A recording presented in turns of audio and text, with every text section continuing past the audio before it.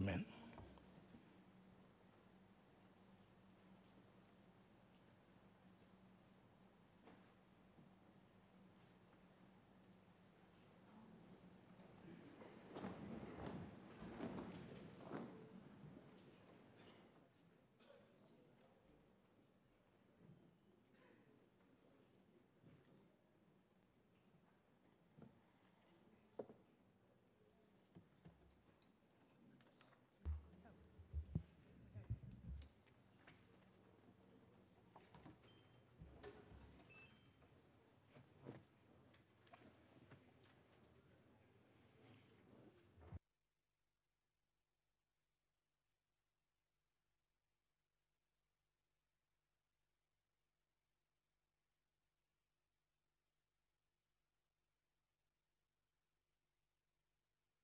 Very well. Start.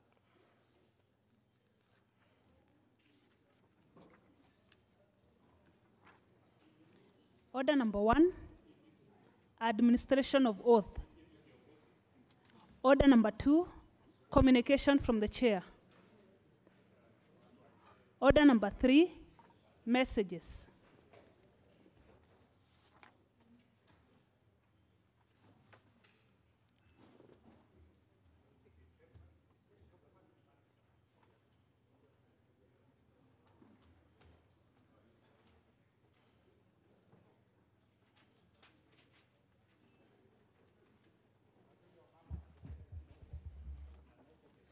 Honour members, standing order number 41, subsection 4, requires the Speaker to report to the House any message received from the Senate at the first convenient opportunity.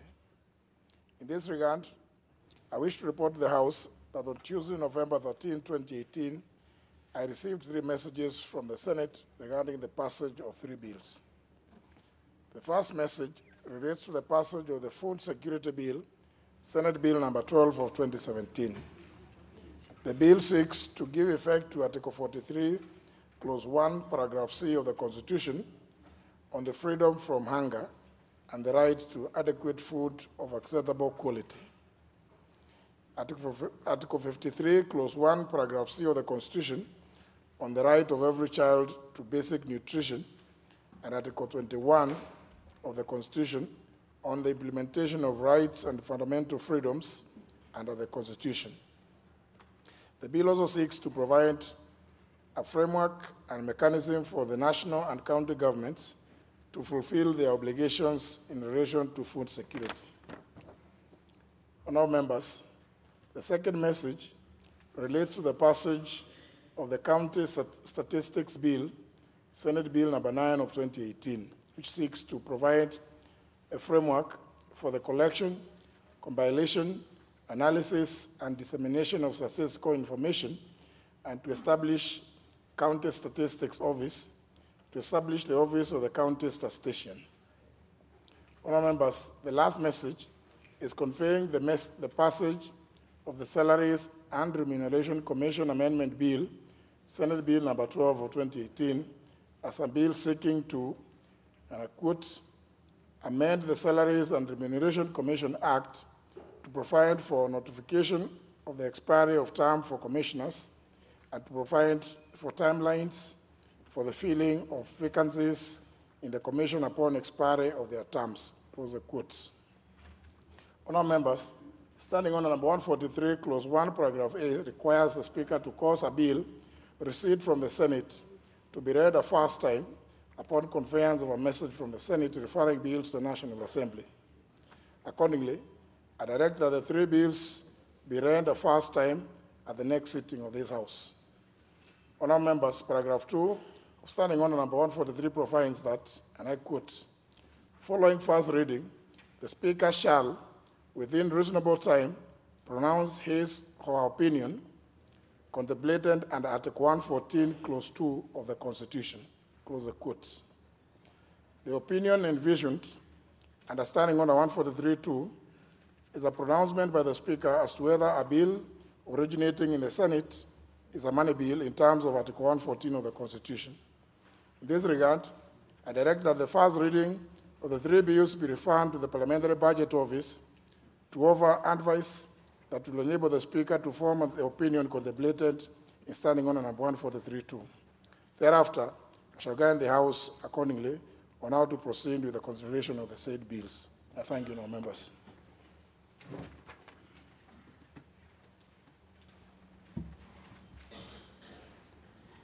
Order number 4, petitions. Order number 5, papers. Leader Majority. Honorable Speaker, I beg to lay the following papers on the table of the House today, Tuesday, November 27th, 2018. 1, the annual report of the Victim Protection Board for the financial year 2017-2018 from the Office of the Attorney General and Department of Justice, pursuant to Section 33 of the Victim Protection Act number 17 of 2014.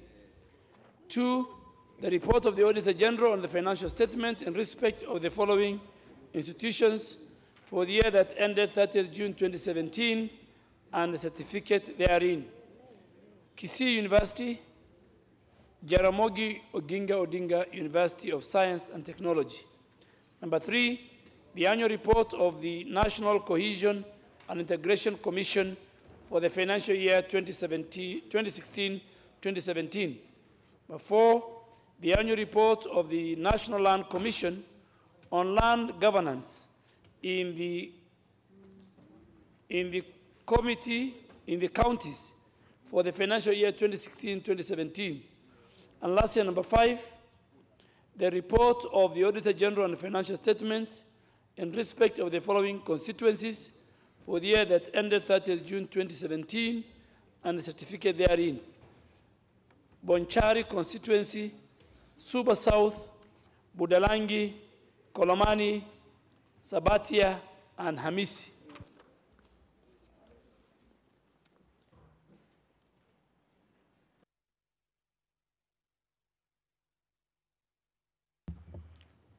Vice Chairperson, Select Committee on Regional Integration.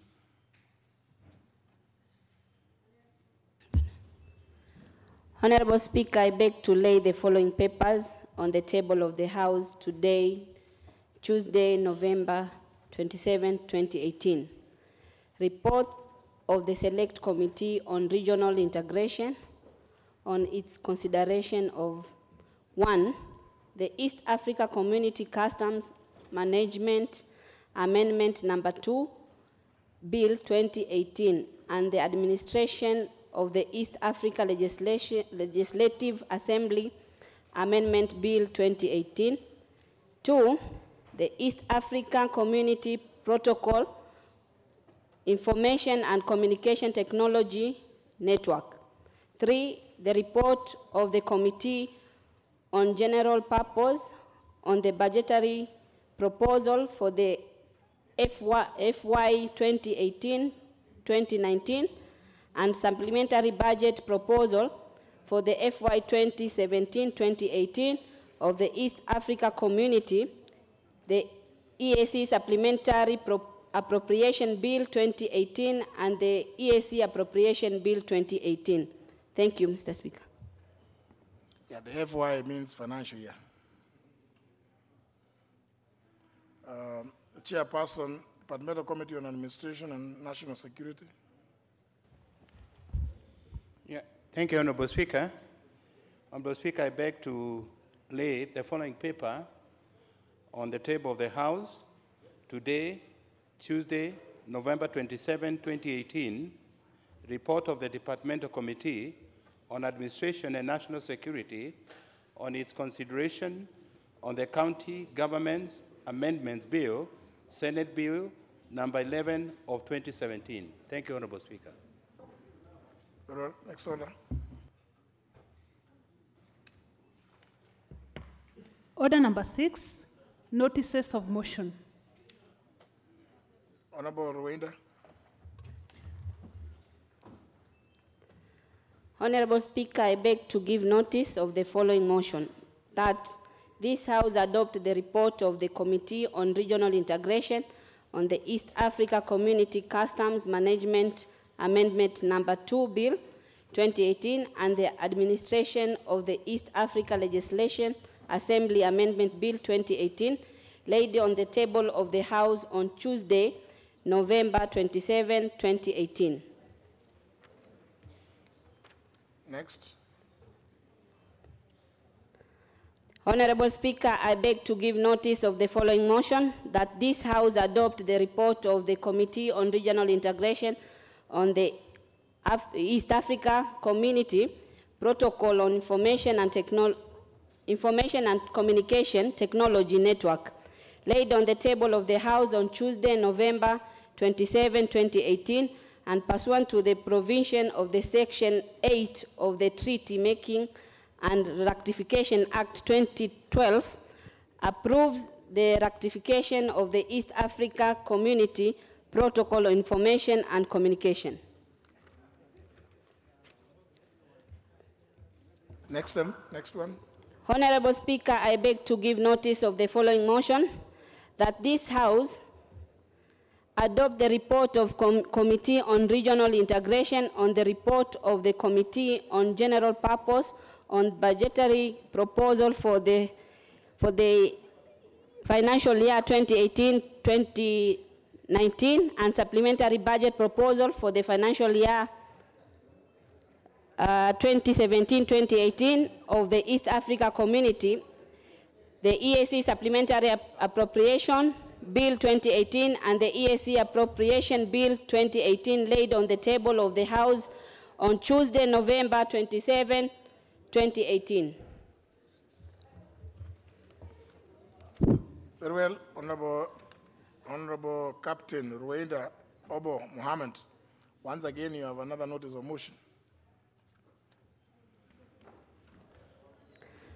Honorable Speaker, I beg to give notice of the following motion, that aware the prevalence of the diabetes in the country has been on the increase, with approximately 458,900,000 cases reported in Kenya, according to the International Diabetes Federation report of 2017, representing 2% of the total adult population.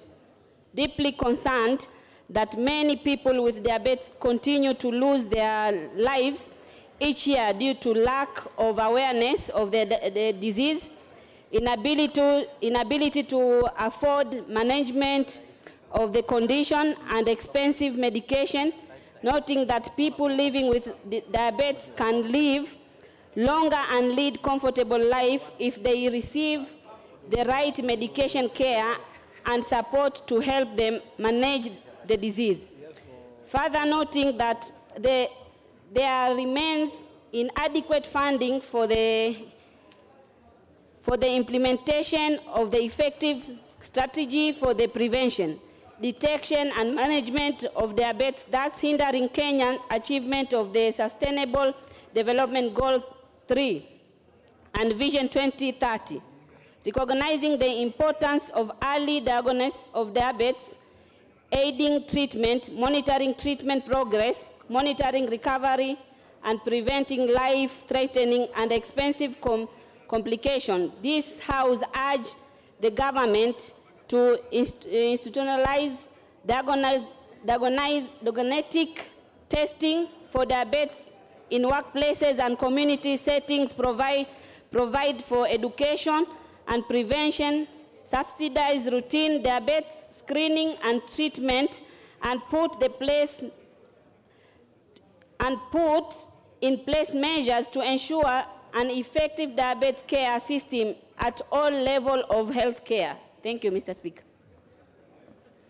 Well, honourable members, before we proceed, allow me to recognize the presence in the public gallery of the following individuals. Students from Mwerongundo High School, Igembe North Constituency, Meru County, and workers of St. Thomas Kabulo Secondary School, Keyo North Constituency, Elgeyo Marakwet Constituency. You're welcome to observe proceedings in the National Assembly this afternoon. Next. Order number 7, questions and statements. Honourable members, the first question is by the member for Keses. Thank you, Speaker, sir. Mishra. I would like to ask question number 121-2018 to the Ethics and Anti-Corruption Commission as follows. A, to provide a list of total number of persons and holders of public and private offices who have been prosecuted and proceeds of corruption recovered since 2003. B, what efforts are being made by the Commission in recovering repatriation of proceeds of economic crimes in form of assets held both locally and foreign countries. C, what are the challenges in enforcing anti-corruption laws during recovery of assets of economic crimes and the mitigation measures to address these challenges? D, how many persons have made application to surrender the ill-gotten wealth as stipulated by the Anti-Corruption and Economic Crime Act? Should be written reply by ESCC. Thank you, Speaker. Very well. Your question, you have indicated that what you want is a written reply by the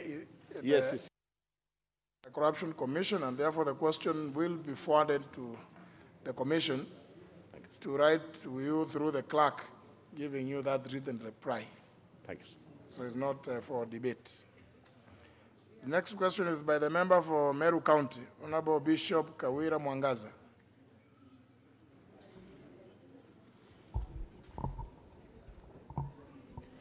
Thank you, Mr. Speaker, for giving me opportunity to ask question 161 of 2018 to the Cabinet Secretary for Transport, Infrastructure, Housing, and Urban Development. A, is the Cabinet Secretary aware that the use of Toyota Probox is a popular and convenient means of public service transport in most parts of the country, and further that public transport in the country, particularly Meru County, has been inconvenienced by the enforcement of public transport regulations? B, when will the ministry regulate and license the use of Toyota Probox as public service vehicles? Thank you, Mr. Speaker. Very well. The question is referred to the Departmental Committee of Transport, Public Works and Housing to prioritize. I think there is a great demand. Next question is by the member for Kinangop constituency, Honorable Kwenya Dhuku. Thank you, Mr. Speaker. I raise to ask question number 214/2018 to the. Sorry, Honorable Kwenya, just a minute. I'm informed that there was an approved a supplementary question to the one by the member for Suna West, Honorable Masara. Thank you, Mr. Speaker. I rise to ask supplementary question to Cabinet Secretary for Transport and Infrastructure. What are the requirements for vehicles to operate taxis in the country, and in particular the popular Toyota Probox, common in the country and in particular in Suna West constituency? 2, what measures is the ministry putting in place to bridge the gap arising from the ongoing lack of means of transport where these Toyota Probox have been operating? Thank you, Mr. Speaker. Well, you will appear alongside the member for Meru County when the Cabinet Secretary is invited to come and respond to the question. Honorable Kwenya, proceed. Thank you, Mr. Speaker. I wish to ask question number 214/2018 to the Cabinet Secretary for Interior and Coordination of National Government. A, is the Cabinet Secretary aware that the late John Mwaura Karanja, identification card number 242888120, went missing on 2nd September 2018 from Magumo in Kinangop constituency, with the body later being found in Matungulu constituency, Matungulu, Machakos County? B, could the Cabinet Secretary provide details on how far the investigations have gone into this matter and confirm whether any culprits involved in the murder of this young man have been arrested? Thank you, Mr. Speaker. Well, Departmental Committee on Administration and National Security to prioritize. Member for Kamukunji constituency, Yusuf Hassan.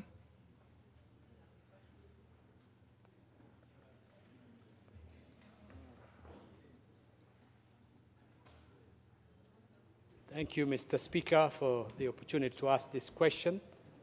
Question number 216/2018 to the Minister, Cabinet Secretary for Interior and Coordination of National Government. In the light of the many and frequent outbreaks of fires that have gutted Kikomba Market, which is the largest informal market in East and Central Africa, which is in my constituency. Question A, what was the outcome of the investigation in the fire in Kikomba Market that destroyed goods and properties worth millions of shillings and claimed the lives of 15 people in Kamkunji constituency on the 28th of June 2018? And when is this report likely to be made public?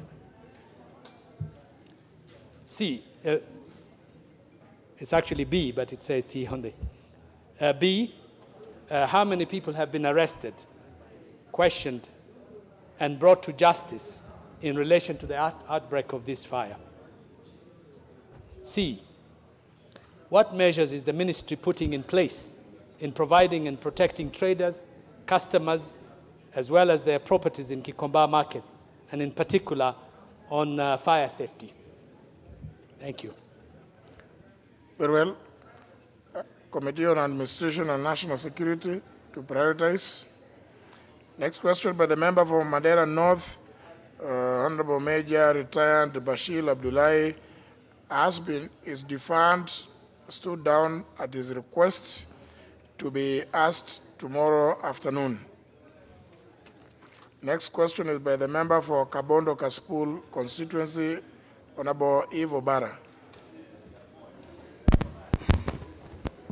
Thank you very much, Mr. Speaker, for giving me this opportunity to ask question number 233 of 2018. It is to the Cabinet Secretary for Education.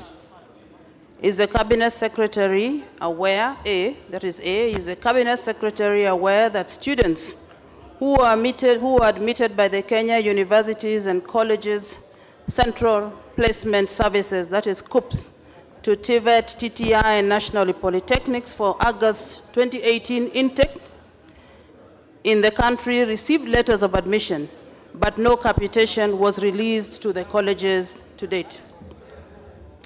Number B, is the Cabinet Secretary further aware that most of these students have been sent home by the said institutions, or some of them have not reported due to lack of school fees to date? And C, what measures is the ministry taking to ensure that disbursement of initial capitation or letters of undertaking to the institutions to allow the students to attend these classes?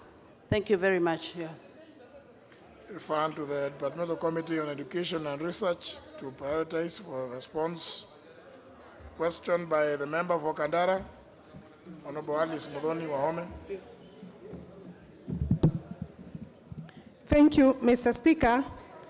I rise to ask question number 261 of 2018 as follows.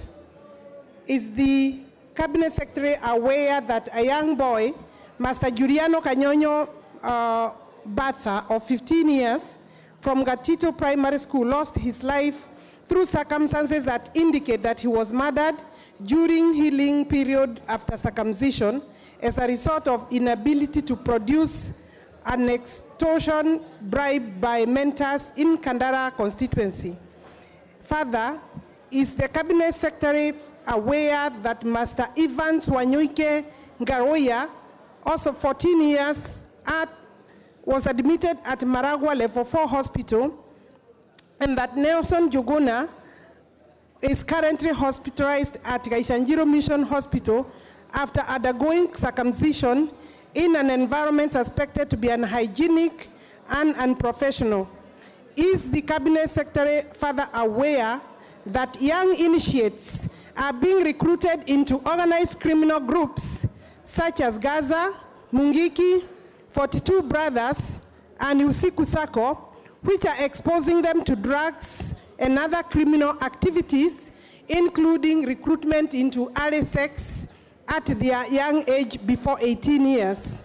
What measures is the ministry undertaking to ensure that the matter is investigated and culprits brought to book, including cracking down on the resurgent criminal groups?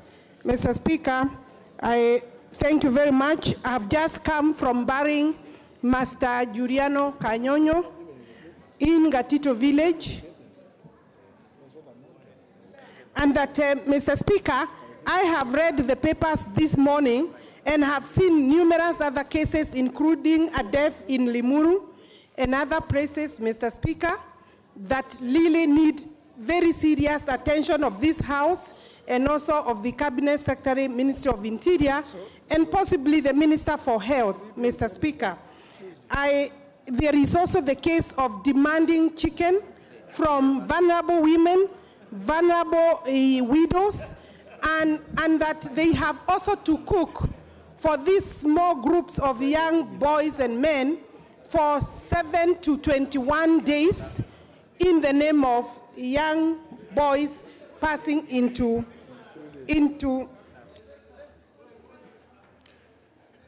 Very well.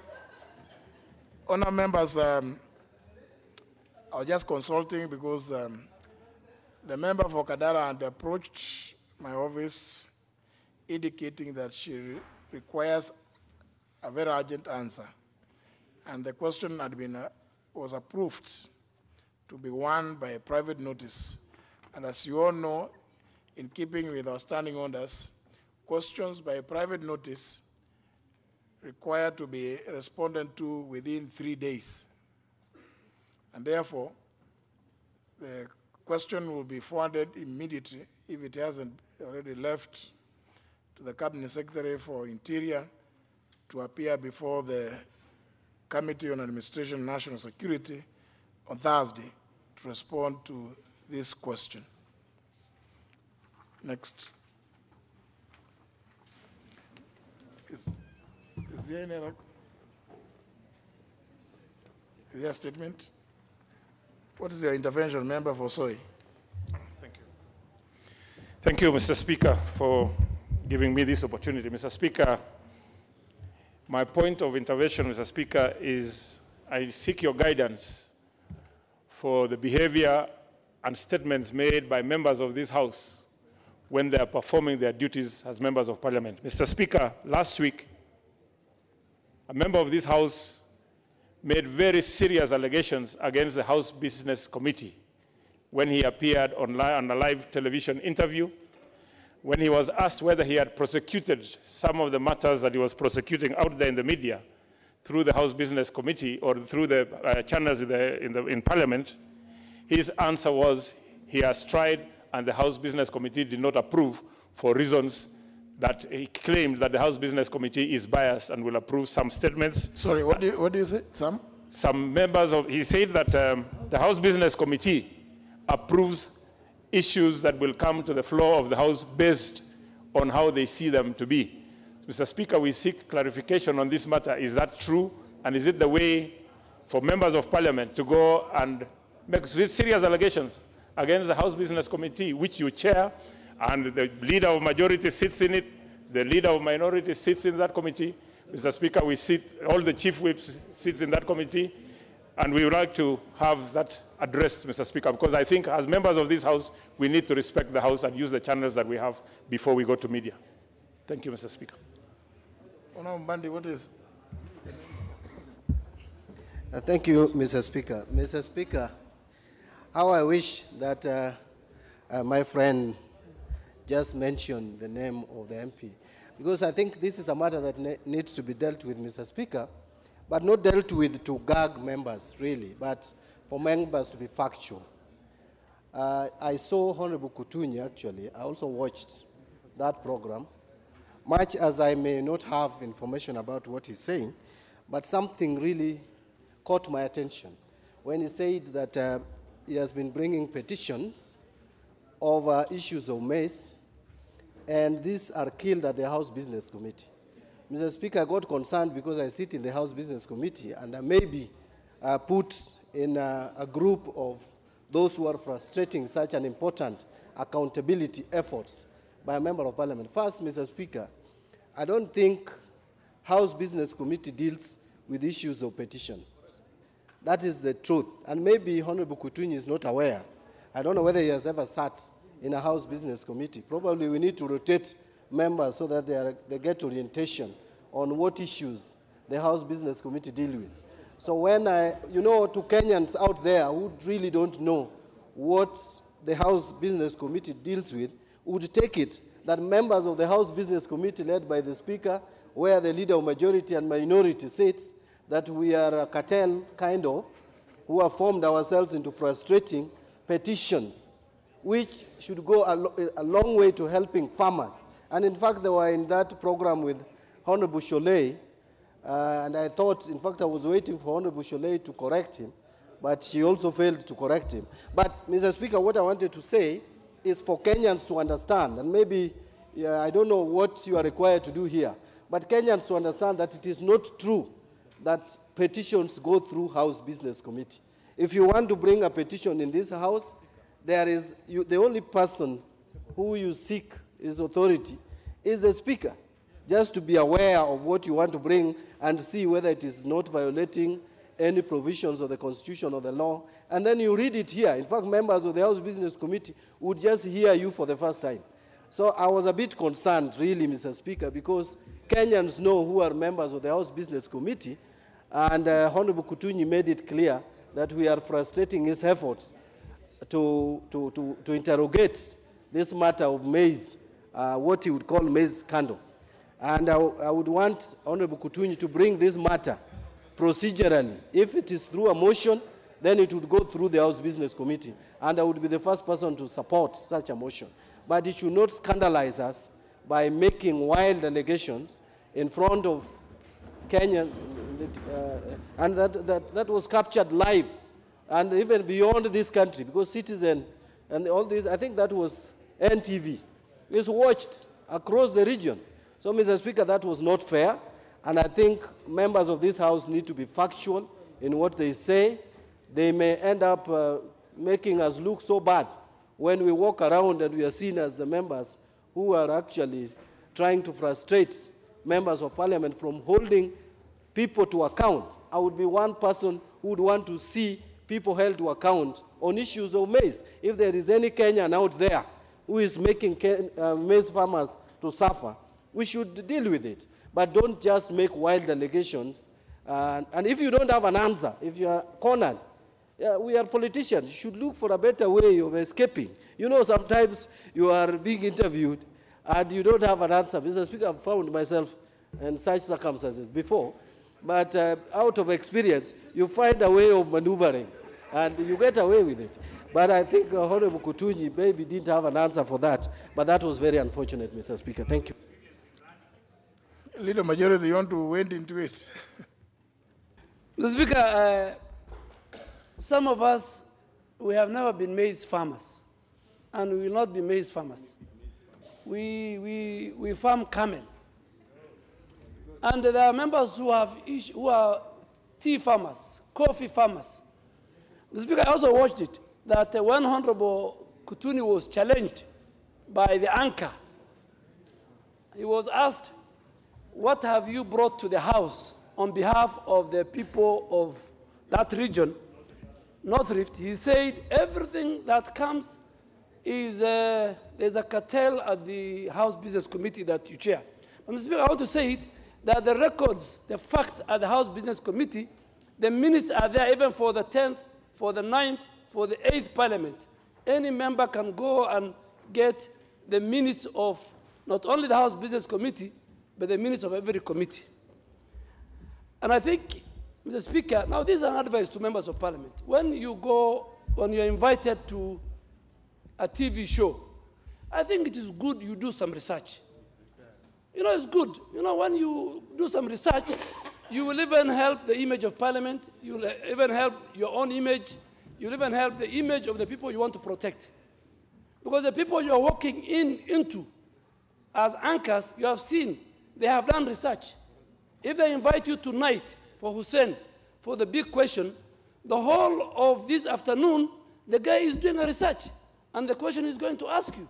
So even you as a member of Parliament must prepare yourself. If it's about the two-gender bill, you have no choice, you have to go and read my bill. And you have to even go back and ask, which are the other bills? What was the difference between Duale 1, Duale 2, Duale 3? Because you can be asked. But Mr. Speaker, I saw it. Somebody says, you cannot purport to blame the Speaker or the House Business Committee for your own weakness and shortcomings. Speaker, and it is very bad, you know. And Mr. Speaker, even in this culture, there are too many bills now in the media. But when you look for them, they are just a letter written to the Speaker. That you cheat your people, that you are amending the NHIF Act. But there's no amendment before the House.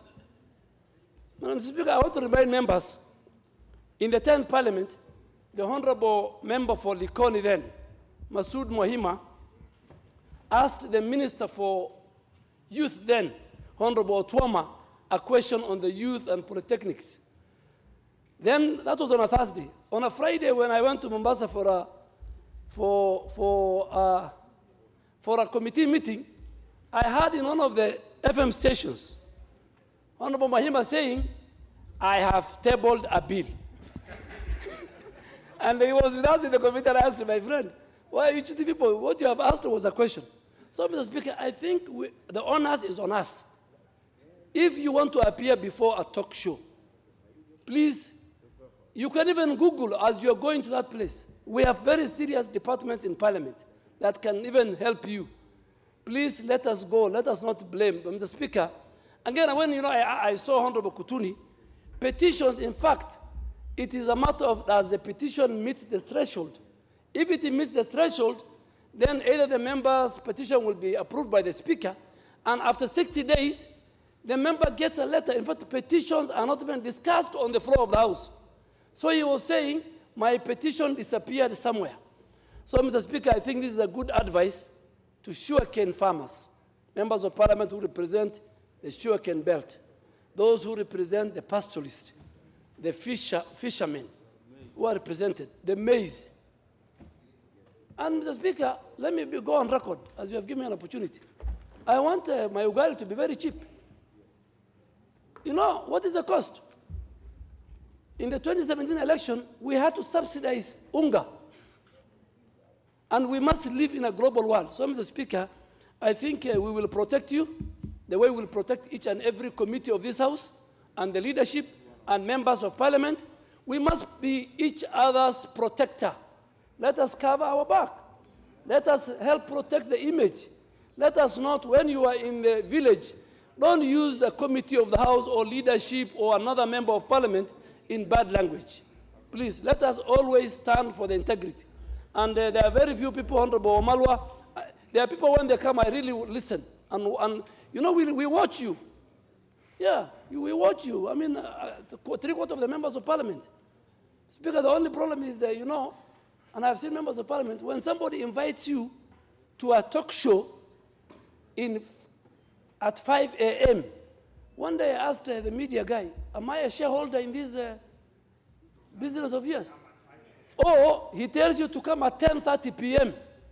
You know what happens when you are living there at 11:30, midnight, you are going home. What happens if something happens to you?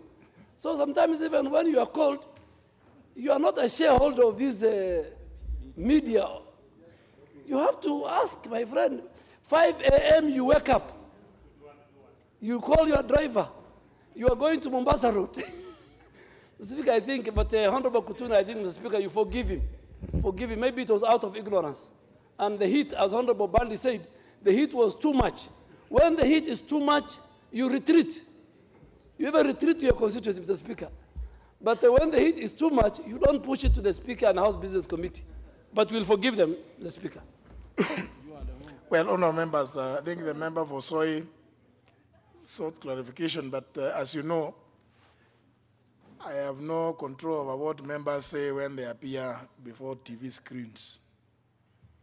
It looks like, it appears like when members are faced with such situations, they feel easy to look for scapegoats. But just for avoidance of doubt, as has just been rightly pointed out, when a member has a petition, he presents it through the clerk's department, who will then in turn take it to the legal department just to confirm whether or not it meets all the requirements, and more particularly whether it is in violation of any of the provisions of the Constitution or any other written law. Thereafter, there will be a recommendation presented to the Speaker, who almost invariably approves such petitions, either for presentation by the members or to be read out, if it is one that has come from the public. And as you all know, after presentation, there is only a limited period of 30 minutes. But again, it's only fair to look at Standing Order 226 to appreciate that even those comments are not mandatory. It will depend on the business that is before the House. The Speaker may determine that there may be no time for those comments, clarifications to be made by anybody, especially on petitions presented and or reported on. But more importantly, in 227, the committee to which a petition is referred is required to, within 60 days, write to the petitioner or petitioners, informing them that after considering, we have found this, whatever the findings of the committee may be. And the matter rests there. Nobody can come to the House, say that the House resolved. The House does not resolve on petitions. And I've seen even not just members, I've seen also some activists, busybodies who rush to court to challenge findings of petitions. It's not, and they will invariably, of course, name the Speaker as one of the respondents. And as you know, I have nothing to do with what the committee will have done. It is a report which is supposed to be forwarded to the petitioner and or petitioners. But I think, in fairness, the Honorable Kutuni should not find comfort in trying to hide under the House Business Committee. The House Business Committee does not consider petitions. In fact, does not prioritize petitions, because, as I've said, the petition is referred here on the floor of the House to the committee, and thereafter, the matter is set on motion. 60 days thereafter, the committee reports on the petition to the petitioners. However, because it looks like the Honorable Kutuni represents people who grow mains, he may be, or whomever, maybe who grows some mains, then he's at liberty to file any petition or question or seek a statement if he's able to come to the House regularly. But also just to inform him that Article 103 of the Constitution says inter alia that if you fail to attend the House 8 times within a session without leave of the Speaker, you could find yourself being in some trouble. And that trouble could even come from those whom you represent. So I think it's only fair that maybe somebody can inform him to be coming to the House regularly. Some of these things he will learn with the time. But he is encouraged for the time being to read the standing orders to understand what the House Business Committee does. Honorable Costani, I think we let the matter rest there. We don't want to deal with the issue of mains, because I just approved this earlier in the day a question by private notice, which is dealing with matters of mains, but the question will be read out on the floor of the House tomorrow. Certainly not by that member, because I think he may be dealing with this matter on TV shows, not in the House. Member for Juja, what is it you appear to be? Yes, Mr. Speaker, thank you for giving me this chance, but it was just to remind you who the Speaker of last Parliament was and who was the leader of majority then, who is still there. I think in this Parliament, you have taken things very lightly, and they are there in the Constitution. When a member like him, Mr. Speaker, you know, you even used to throw us out. I think you are only kind this time. And the leader of minority also was here. And there is a time he also went, but you are good friends. But I think what he's doing this time around, Mr. Speaker, is going to bring information from other places, but not going to the committee, where we have a chairman of that committee. So, Mr. Speaker, I want you to go back to where you are last Parliament. Well, those are statements made in quarters other than the floor of the House.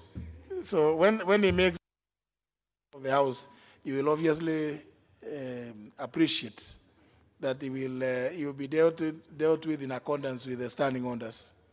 But when he makes it there, let him be dealt with by those whom he is addressing, who think that he is telling them the truth. But for now, let us just do business of the House. Next order. Order number 8, motion. Report of the Committee of the Whole House on the Warehouse Receipt System Bill, Senate Bill number 10 of 2017. Yeah.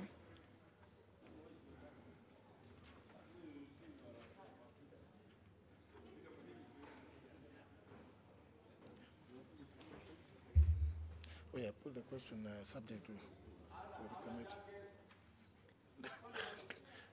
Sorry, no, members. Let me just, this business, no time for 30 now. Honourable members, debate on this bill was concluded, and the House was in committee of the whole House. The question to be put is that this House do agree with the report of the Committee of the whole House on its consideration of the Warehouse Receipt System Bill, Senate Bill number 10 of 2017, subject to recommittal of clause 3 of the bill. Will as many as that opinion say aye? Aye. As many as the contrary opinion say no? The ayes have it. Next order. Order number 10, Committee of the Whole House. Order number 9, Committee of the Whole House.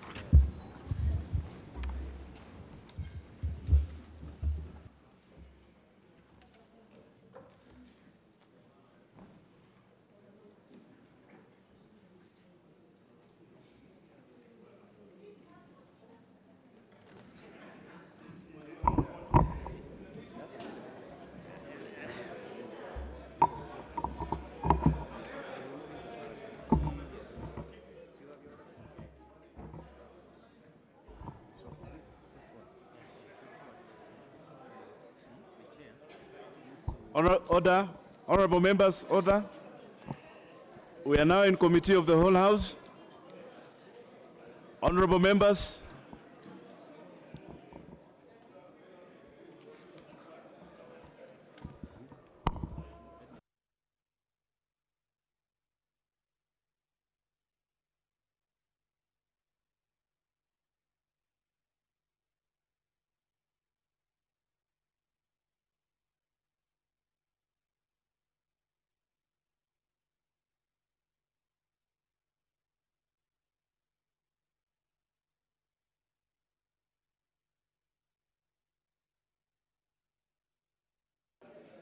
Honorable members, let's make progress on this. Honorable members, I just would like to notify you that this is a very short process because it will require your attendance. so that we can put the question. So let's proceed. Clause 3. I propose the question that clause 3 be part of the bill. Chair? Thank you, Honorable Chair.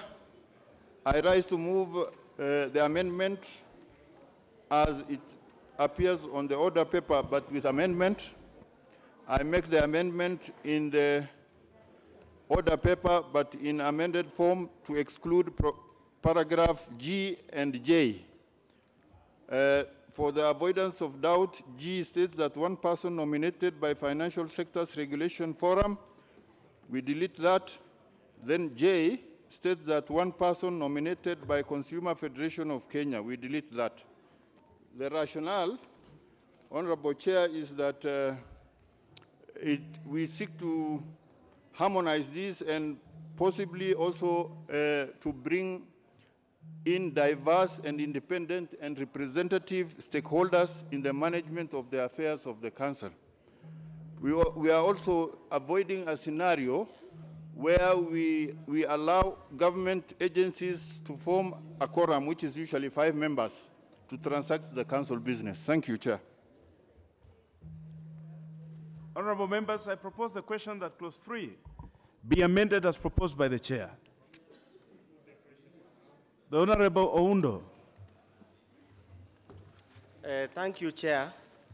I think when this matter was concluded last time, we had some reservation about number L. One person nominated by the Kenya Warehouse Operators Association is that in looking through the bill, and to the best of my knowledge, such kind of an association does not exist as we speak today. And I was just imagining, how do we legislate in anticipation, or how do we assume that it will ever exist, and where's the legal framework for its existence? So that's why this is an issue that probably we need a clarification from the Chair, and if there isn't sufficient clarification, we can then move our further amendments to omit paragraph L, so that we remain within the law and we deal with things that exist, not things that we imagine will ever exist. Thank you. Very well. The Honorable Manzo.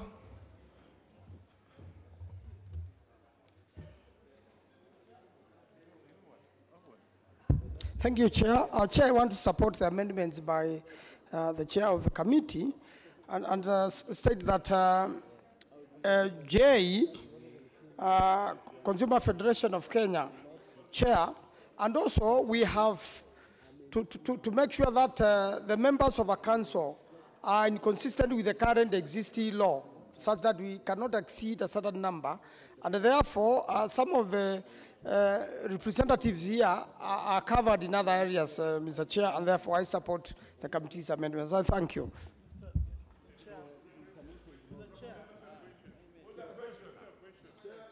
Honorable members, I now put the question that clause 3 be amended as proposed by the Chair. Will as many of that opinion say aye? Aye. Will as many of the contrary opinion say nay? The ayes have it. I now put the question that clause 3 as amended be part of the bill. Will as many of that opinion say aye? Aye. Will as many of the contrary opinion say nay? The ayes have it. Mover.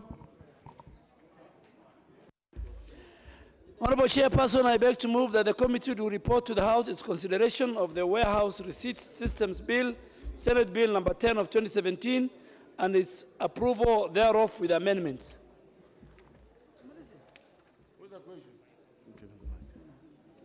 I put the question, which is that the committee do report to the House its consideration of the Warehouse Receipts System Bill, Senate Bill number 10 of 2017, and its approval thereof with amendments. Will as many as of that opinion say aye? Aye. Will as many of the contrary opinion say nay? The ayes have it.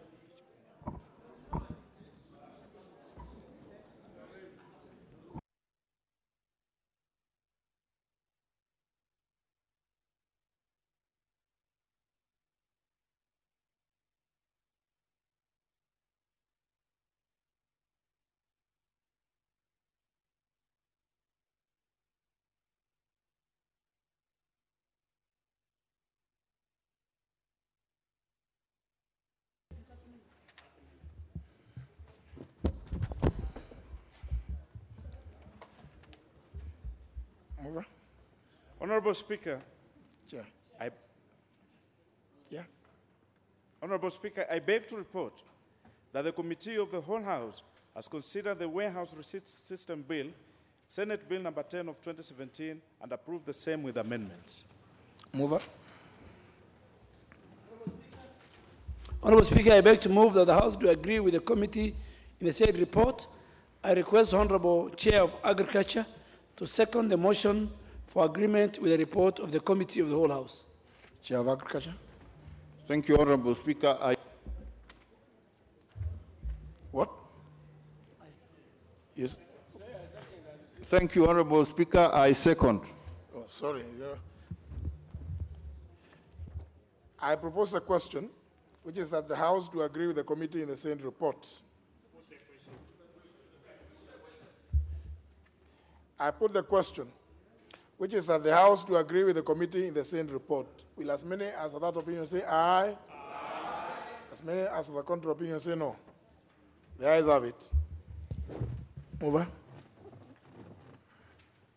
Honorable Speaker, I beg to move that the Warehouse Receipts System Bill, Senate Bill number 10 of 2017, be now read a third time. I request the Chair to the Agriculture Committee to second. Chair Agriculture. Thank you, Honorable Speaker. I second.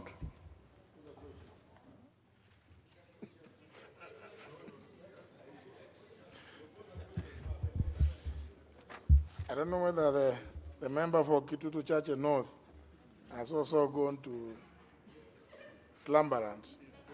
Honourable members, I propose a question, which is that the Warehouse Receipt System Bill, Senate Bill number 10 of 2017, be now read a third time.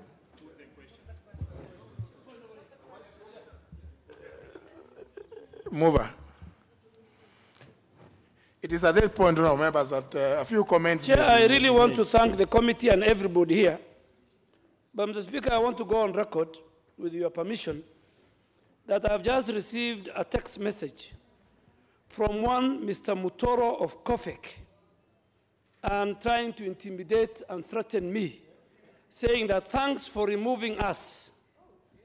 I can assure you, you will not be an MP forever. But, Mr. Speaker, I have been an MP for now the third term. And because, Mr. Speaker, Kofek was removed by the committee on the basis that these are the many busybodies. But you can see, he has just texted me, but I want to assure him that Parliament do not legislate busybodies. Parliament legislates institutions that are real, that represent the people of Kenya. And Honorable Mutoro, I am sure if you go to Garissa Township constituency, you might not even be recognized. Forget about me, not Mr. Speaker. I beg to move and thank the committee that never again will people, individual institutions intimidate members of Parliament. Can you imagine? Leader Minority Party. Thank you, Mr. Speaker. Mr. Speaker, I really didn't want to contribute to this bill because we have actually over-contributed to it. But, Mr. Speaker, something that the Leader of Majority has said, which has caught my attention, is referring to Kofek and my friend Mutoro as busybody. Mr. Speaker, Mutoro is a very nice gentleman. Probably out of anger, he reacted that way, but he's someone I've known for long, and I know he's a gentleman, he's a nice person. His interest has been to fight for consumers in this country. Only that I think he should have lobbied us more, because I'm not even aware that he had issues with this bill. How I wish that he brought his issues before us, some of us, because we are here to address matters that are of concern to Kenyans, and certainly Stephen is one of them. Now, what is the point of order? You can't make him my enemy. He's my friend, honestly. Thank you, Mr. Speaker. Honorable Mangwenyi, if you want, there is an intervention button. I can see you fiddling with the buttons there, but I don't know. No.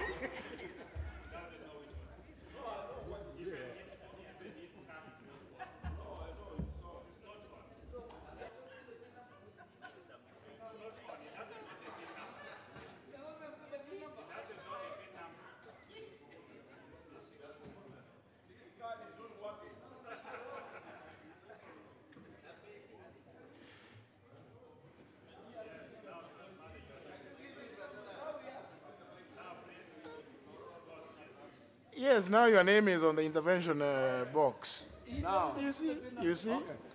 Now, just address.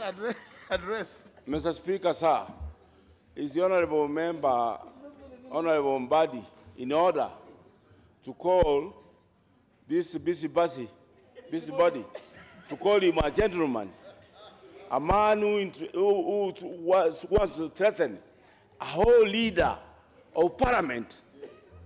Is he in order, Mr. Speaker, sir? Obviously, the Honorable John Bandi is at liberty to refer to whomever as a gentleman or gentle lady. So I think there's really nothing. There's no point of order, Honorable John Bandi. Have you finished your remarks? Just about to finish. Mr. Speaker, actually, I don't think Mutoro has threatened. I think what he has done, he has just stated the obvious, that Honorable Duale will not be MP forever. None of us here actually will be MP forever, Mr. Speaker. And I think Mutoro, wherever he is, probably just stated the same. So no one will be there forever. Even Mutoro himself will not live forever. And he will also not be the head of COFEC forever.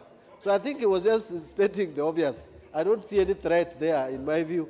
If I was leader of majority, I would have ignored him. Unless now he threatened that there's something you would do out of anger. But saying that you will not be an MP forever is to me very obvious. Actually, where we are heading is shorter than where we are coming from. Unless now the leader of majority tells me he's changing his mind. We are actually exiting soon this parliament. Thank you.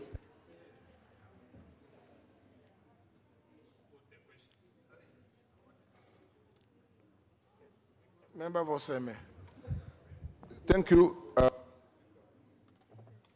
Thank you, Mr. Speaker, for this opportunity. I must applaud that we have passed, we are going to pass this and we're reading it a third time. I support that. Because, Mr. Speaker, I do not know whether we all realize how big the decision we are making is. With this, remember that we are going to have very many organizations or bodies that are actually storing grain, and that will be regulated. And really, if it works, we would expect that a body like the National Cereal and Produce Board may actually not exist.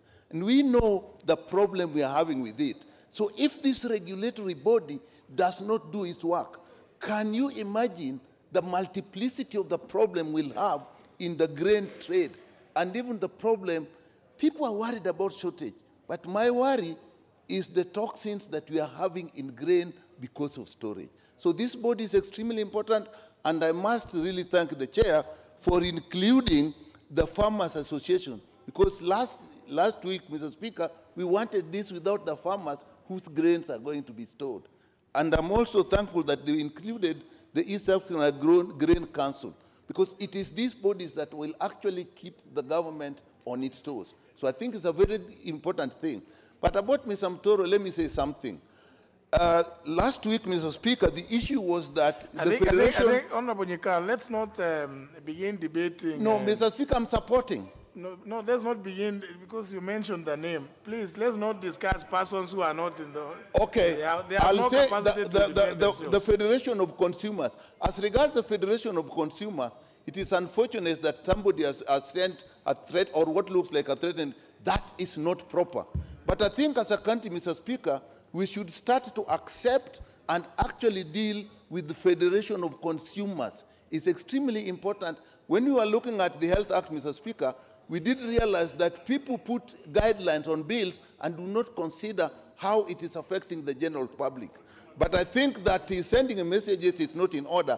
But the concept of working with consumers in our organization is something we should encourage and not discourage. And this organization is actually registered. I actually had to check whether it is registered, it pays taxes. So they did, it was not right that the message was sent, but I think it's proper that we should start accepting consumers in regulation. Thank you, Mr. Speaker.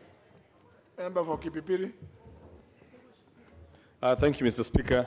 Mr. Speaker, the Honorable Nyikal took some words off my mouth in terms of re-emphasizing the importance of what we've just done in terms of creating this warehouse system. It's a major innovation that's going to change how we handle our agricultural commodities, how we handle the whole agricultural sector and trading in the agricultural sector. And I must congratulate the committee, because we went through this, and I know even by the time we were agreeing on this committal and have had even to consult and drop some of the names. But none of the names has been dropped because of the personalities of the names, is the relevance to the bill. And I think that needs to be the focus, that COFEC was not dropped because of the owner, but it's just not relevant at this point to this bill. And similarly, even this other Financial Sector Regulatory Forum, which is a body that does not exist, but in future, should that body exist and this House, in its wisdom, sees there's need to bring them on, there's obviously the root of the amendments, and I believe nobody needs to feel that they've been dropped because Parliament did not want them. It's because it was the feeling, and I believe we sat through this, that some of these bodies were not absolutely necessary at this formative point. Mr. Speaker, with those words, I beg to support. Finally, Honorable Barire. Thank you, Mr. Speaker. Mr. Speaker, I'm happy that we've gotten here in terms of this particular bill. This is a bill that is really going to change the marketing of our agricultural produce. It is giving the right infrastructure for commodities exchange so that we are able to do away with middlemen that have forever, misused farmers, have forever taken advantage of the fact that farmers may not have direct access to markets. And it's also going to stabilize prices across the country, Mr. Speaker, so that we are not having to deal with government insisting government must buy our maize because government must subsidize. We will now let market forces dictate the prices of our commodities across the board, Mr. Speaker. And let me just say one thing, Mr. Speaker. As we went through the committee stage, I was extremely inspired by the kind of concern and the kind of debate that took place as we went through the various amendments, and the understanding of members on the importance of this particular bill, Mr. Speaker. But let me also appreciate the work that I saw the chairman and the committee, his vice chair, agriculture chairman and his vice chair, do during the whole process that we went through. It was a huge, it was a long day, but their work and their working together was really an inspiration, and I hope that the various committee chairs will follow suit and work closely with their vice chair and the committee members. With those few remarks, I beg to support. Honourable members, obviously, you debated this bill in second reading, and you dealt with it quite extensively during committee of the whole House. So, honourable members, having ascertained that there is quorum, and that's part of the reason why sometimes I have to cut short debate, because if there is no quorum, we suffer not having to complete a process. So I have ascertained that we have quorum. It's not yet 4 when I know we will have problems. I therefore put the question, which is that the Warehouse Receipt System Bill, Senate Bill number 10 of 2017, be now read a third time. Will as many as of that opinion say aye? Aye. Those of the contrary opinion say no. The ayes have it. A bill for an act of Parliament to provide a legal framework for the development and regulation of a warehouse receipt system for agricultural commodities, the establishment of the Warehouse Receipt System Council, and for connected purposes. Yes, Leader Majority. Speaker, I stand on Understanding Order 87, and I will really ask that the House, through you, that the committee reports in Order number 10, Order number 12, and Order number 13, the time be limited to 1 hour, and each member speaking for 5 minutes, so that because the business that is before the House when the calendar is coming to an end next week is huge. So at least for those 3 committee reports, Order number 10, Order number 12, Order number 13, be limited to 1 hour each, with each member speaking 5 minutes, if the House agrees with me. Maybe you could clarify about the movers. And the movers be accorded 10 minutes each. Yes. Is that seconded? The question is? I second.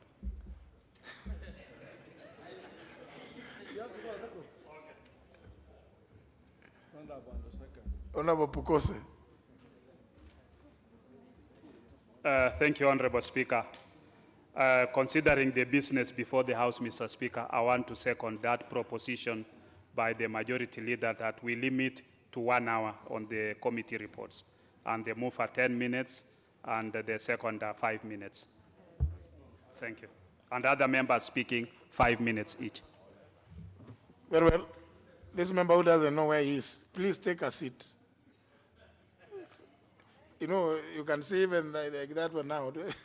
Is she in the house? Are you in the house?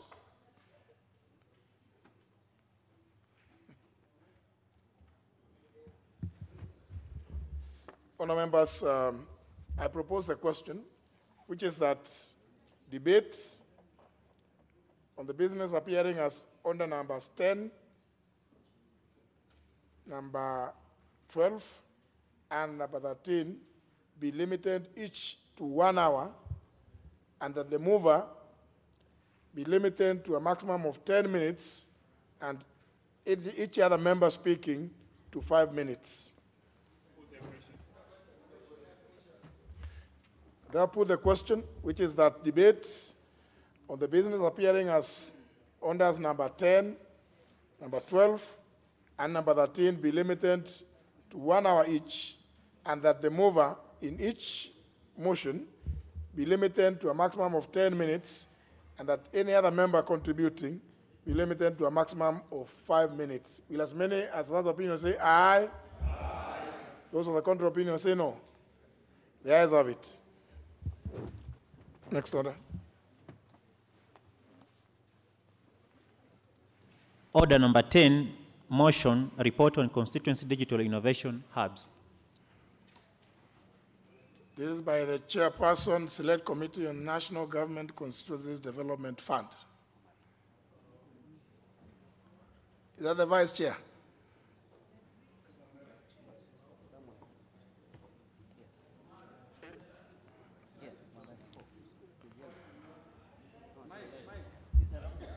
Have you pressed your?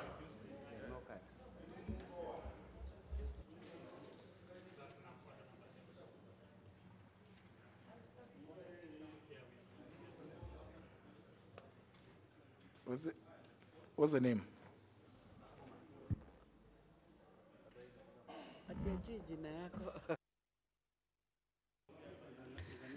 Thank you, Mr. Speaker. I beg to move the motion that this House adopts the report of the Select Committee on National Government Constituency Development Fund on Constituency Digital Innovation Hub, laid on the table of the House on Thursday, October 25, 2018.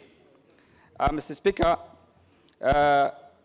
I beg to state that this committee is composed of the following able honorable members: Honorable Richard Maure Mooke, MP, Chairman; Honorable Omar Mohamed Malim, MP, Vice Chairman; Honorable Mishim Boko, MP; Honorable Fred Auda, MP; Honorable Fred Kapondi Chesebe, MP; Honorable Sophia Abdi Noor, MP; Honorable Emmanuel Wangwe, MP; Honorable Johanna Ngeno, MP; Honorable Titus Kamala, MP; Honorable Richard Tongi, MP; Honorable Moses Lesonet, MP. Why should I? It's my turn. Honorable Alpha Ondeki, MP; Honorable Benjamin Gidiru, MP; Honorable Janet Chepkemboy Sitenei, MP; Honorable Ferdinand Wanyonyi, MP; Honorable Kasim Sawe Tandaza, MP; Honorable Sharif Athman Ali, MP; Honorable Joshua Mwalio, MP; Honorable Mary Waidera, MP. Honorable Speaker. Honorable Hassan, you can save yourself a lot of time if you did away with, remember you have only 10 minutes, but please move the motion fast. Honorable Speaker, following a statement sought at the floor of the House on Thursday, April 12, 2018. Move. You can even look at the. Which I did. You did? Honorable Speaker, I beg to move the motion under the report on the Consistency Digital Innovation Hubs, that this House adopts the report of the Select Committee on National Committee Consistency Development Fund on Consistency Digital Innovation Hub laid on the table of the House on Thursday, October 25, 2018. Honorable Speaker, following a statement sought at the floor of the House on Thursday, April 12, 2018, sitting by the Honorable Anthony Olwoch, MP for Mathare constituency, who requested for a statement regarding the requirement to establish ICT Innovation Hub in every constituency through NGDCDF. The Select Committee on NGCDF commenced deliberations on the matter. During the deliberations on the matter, which involved a visit to Pioneer Constituency Innovation Hubs project in Limuru, a joint retreat with the ICT Ministry and the NCD Board, and during our normal committee sittings, members observed that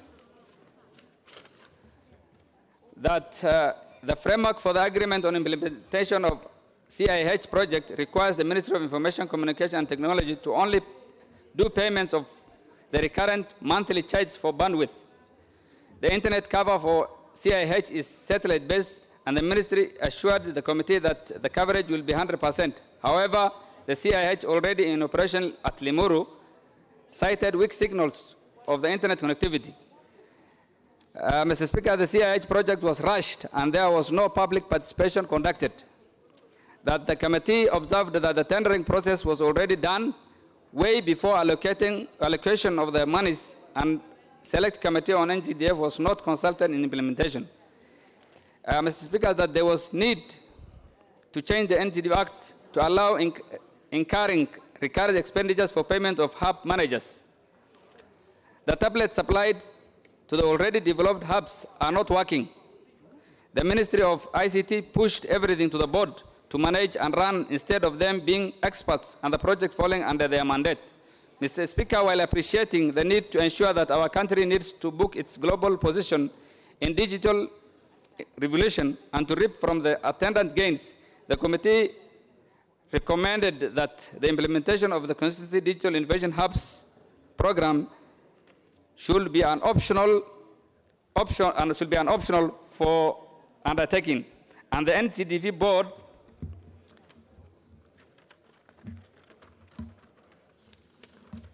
to come up with a proper mechanism of reallocating the funds set aside for CIH to other priority projects within financial year 2018-2019. Mr. Speaker, noting that the geographical differences in the country, where the committee also observed that this project is not viable in many constituencies, and therefore other priority areas should have been considered for these funds. Mr. Speaker, with that, I beg to move and request the Honourable Member for Honourable Member Kapondi to second. Thank you. Honourable Member for? Honourable Kapondi to second. Oh, is the Honourable Kapondi still in the House? Yes. Very well, very well. Honourable Kapondi, I think I'll be glad to hear your voice now. We're almost going to finish 1.5 years. Okay, thank you so much, and Mr. Speaker, I rise to second this motion of Constituency Innovation Hubs, as my Vice Chairman has expounded. This particular project, we found it to have very serious challenges which the ministry could not adequately explain. Despite numerous meetings that we had with them, it was not coming out very clear in terms of addressing the challenges that were raised by the committee. We tried further to have joint sessions with the Committee on ICT, but Mr. Speaker, these things were not coming out very clearly. And as you know, public participation, Mr. Speaker, is a very critical component. It's a constitutional requirement that before you undertake any serious project, the public has to be involved. Now, in this case, the project was conceptualized by the ministry and thrown in the way of the NGCDF board. The board passed the same to the constituency committees, and at that stage, you are told to allocate a particular amount of money for that function. And Mr. Speaker, aware that a number of projects in this country, because of lack of public participation, projects have been lying idle, incomplete, and of no use to members of the public, that the projects are initially meant to benefit. So, Mr. Speaker, as a committee, we feel very strongly that it is not proper to misuse public resources where the public is not involved in terms of identifying the project and participating in the execution of the same project in terms of oversight. So, Mr. Speaker, we resolve as a committee that it is better we make it optional, because in some areas like Limuru, where there was a first pilot case, we resolve that the members that feel that should proceed with it can proceed with it, because areas differ. But this is a project that requires further consultation, so that when we start in, implementing in the 290 constituencies, it is done the proper way, and further, the members of the public in those respective constituencies would stand to benefit. Mr. Speaker, having said that, it is also important for the NGCFC, National Constituency Fund Board, to consider, as we adopt this report today, because it is important for members to adopt this report, that the money that was allocated for the hubs,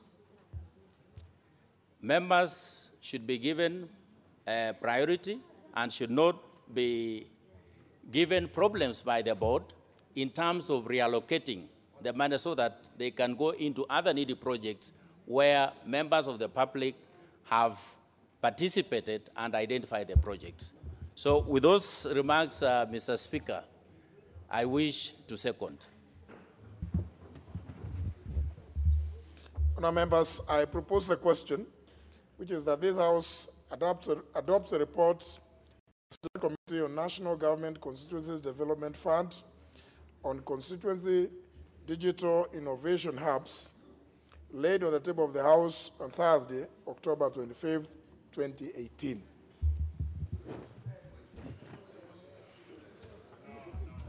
No, honourable members, that is not the way it is done.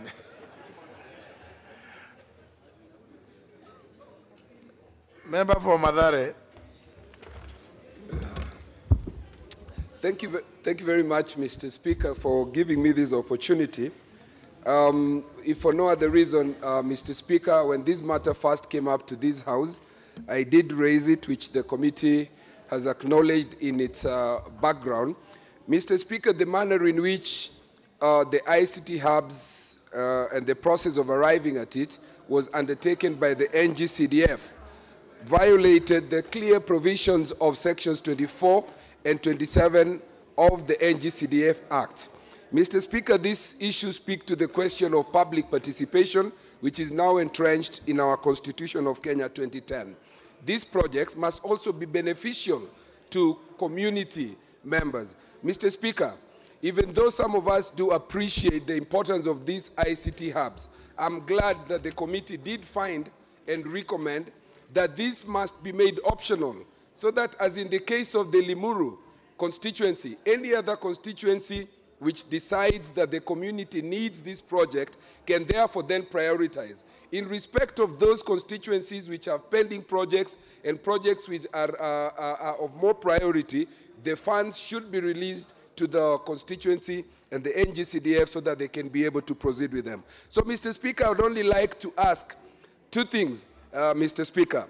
that this decision be promptly communicated to the NGCDF and that the balance of this money that is being held by the NGCDF be released forthwith so that we are able to undertake other projects which are pending. Otherwise, I do support this, and I thank the committee for coming up with this report. Member for Mogotio. Thank you very much, Speaker. I rise to support the committee report. The idea that this particular project should be optional is a good one. Developing of innovational apps in the constituency is a great idea. However, from what we are hearing, that in some constituencies, this particular setting up of this particular project has not gone well. And also there was a bit of lack of participation in terms of conceptualizing the idea. I want to rise to say it is better that some of us, like me, I'd like to start with one hub initially and make it function properly before we can extend it to other hubs.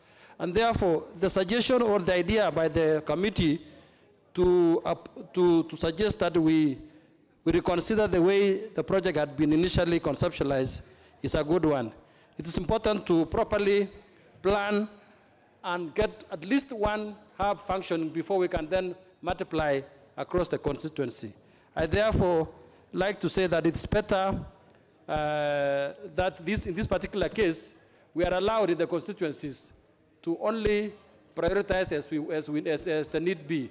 And therefore, the suggestion by the committee is a welcome one, and therefore I beg to support. Member for Community. Thank you, Mr. Speaker. Mr. Speaker, I rise to support this and thank the committee for this, Mr. Speaker. Mr. Speaker, though I have a bit of some reservations, because we have key priority projects that each constituency needs. And as CDF, Mr. Speaker, of course the funds have not been enough, particularly on the issues to do with bursary, the issues to do with infrastructure in schools, at times some roads, Mr. Speaker. I'm just hoping, because this originated from the ministry, how I had wished that it had originated from a member of parliament. And at times good ideas come, Mr. Speaker, they are conceptualized with somebody has an idea on how he's going to make some money for some projects later, Mr. Speaker. And the issue of public participation, as it's been outlined here, Mr. Speaker, is very, very critical. Of course, we do appreciate that the internet, the Wi-Fi, they're very, very critical. When you go to many other areas, advanced areas, you'll find that there's free Wi-Fi, free internet everywhere, and this will play a critical role as far as entrepreneurship is concerned, particularly the young people. But at times, Mr. Speaker, it also has some demerits. You find some lazy young people are concentrating on this. Instead of being innovative, they are there using that to abuse members for no reason, Mr. Speaker. So to us, Mr. Speaker, as they're going to implement this, we need to have a clear framework. If the ministry is going to provide this free in all the 290 constituencies, then it's a wonderful idea. But if it's an issue that the CDF funds, which actually are not enough, that we are going to be forced the way we were forced in other projects, Mr. Speaker, then it's going to be unfair. So wherever the minister, the CS in charge, wherever he is, if they're going to provide for free, that is going to be very good. Because we know in this country, Mr. Speaker, we had the projects of free laptops. I don't know whether the free laptops were offered in schools, Mr. Speaker. Up to now, I've been moving around, I go to schools. Initially, there were free laptops. They went to tablets, Mr. Speaker. And we appropriated money for these laptops. We don't know where that money went to, Mr. Speaker.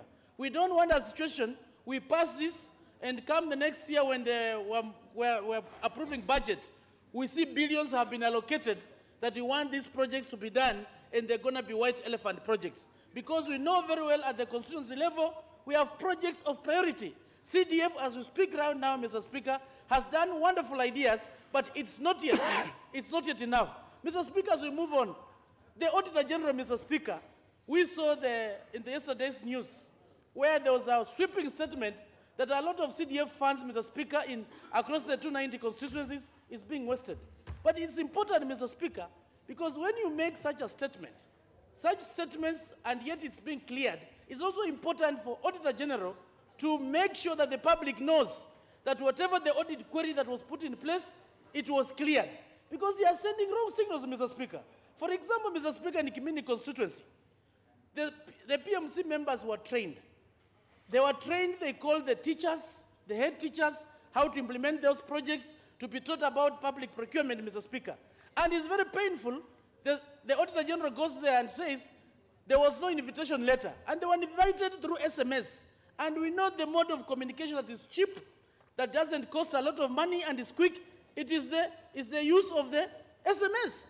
So it leaves a lot of questions than desired, Mr. Speaker. If an Auditor General goes to some constituencies and questions the mode of inviting the participants on a training that is offered by the government, the facilitators are from the Auditor General's office, they are coming from the Public Procurement Office, that just because, Mr. Speaker, they were invited through SMS, and you raised that as an audit query saying there was no letter of invitation. I think it's the highest time that Auditor General must improve when it comes to reporting, Mr. Speaker, so that you can send a right signal to the people on the ground, Mr. Speaker. Otherwise, we support this ICT, and we request the government to offer them for free, not again to follow on the CDF funds because they're not enough. I thank you, Mr. Speaker, and I support. Member for Bori.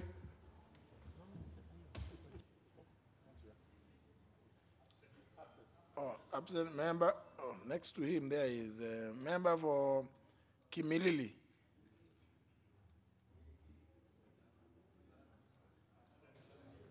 Thank you, Mr. Speaker. I rise to support this motion. This is a very important motion, Mr. Speaker, because you cannot take away the right of the people from constituencies to decide whether they want a project or not. And whatever proposal that existed from the ministry was taking away that right, Mr. Speaker. And also, Mr. Speaker, you know, these ICT hubs, they are very important. But we have got some of the basic things that needs to be done that includes, but not limited to, a building that is going to house these kind of things, Mr. Speaker. And therefore, it should be made optional that if you want to do it as a constituency in the consultation with the people and the committee, then you can go ahead and do it. And even for those constituencies that are willing to do it, Mr. Speaker, it should not be mandatory that the Ministry of ICT is the one that is going to supply this equipment. We should follow the available procurement procedures by the committee so that we get value for our money, Mr. Speaker. Because we read mischief when somebody sits somewhere and decides that we are going to supply as a ministry these equipments to constituencies and that they have to set aside a particular amount of money. Mr. Speaker, this bill, it has restored back this motion has restored back the dignity of the people in terms of deciding what should be done, because we cannot be saying in one hand that before the committee forwards the proposal to the board, they must move around the constituency, collecting views, collecting the support of the people to be able to approve those projects, Mr. Speaker. And on the other hand, we are saying we are going to get directives from the ministry that you have to do it without really consulting the people, Mr. Speaker. So I really want to ask my colleagues that we adopt this report so that the board can implement the same, and we go back to the recommendations of this report, that those who are willing to do it, we can do it. But those who are not willing to do it, depending on how the people will decide, then we go by the people, Mr. Speaker. Mr. Speaker, I support this motion. Thank you. Sorry, member for Mosop. Thank you, Mr. Speaker, sir, for this opportunity to make my submission too on the matter of ICT app. Mr. Speaker, this country is really in a crossroad. Most of the decisions that are being implemented are decisions that are done without public participation. One of them is this one, where individuals sat in a given environment and decides on what to do without subjecting their decision for public participation. I find it very difficult myself in my constituency, Mosop, to implement this hub because I don't have the prerequisite Viper to my constituency. Mr. Speaker, also the cost implication that is attached to it that were to be parented by the Ministry of ICT. We have passed here a law that I find also that soon is going to be a problem to us and also in the implementation by the executive. Decisions that have been made are really hindering development in this country. One thinks of how to use a provision of advice, subject it into ministry, make it be budgeted, and by the end of the day, he knows what he or she is up to. An example of it is what we are dealing with now, the ICT app. To me, the intention was good, but the procedure that was used may not give us the results the soonest. Lastly, Mr. Speaker, I thank the committee for having sat and recommended that these be optional.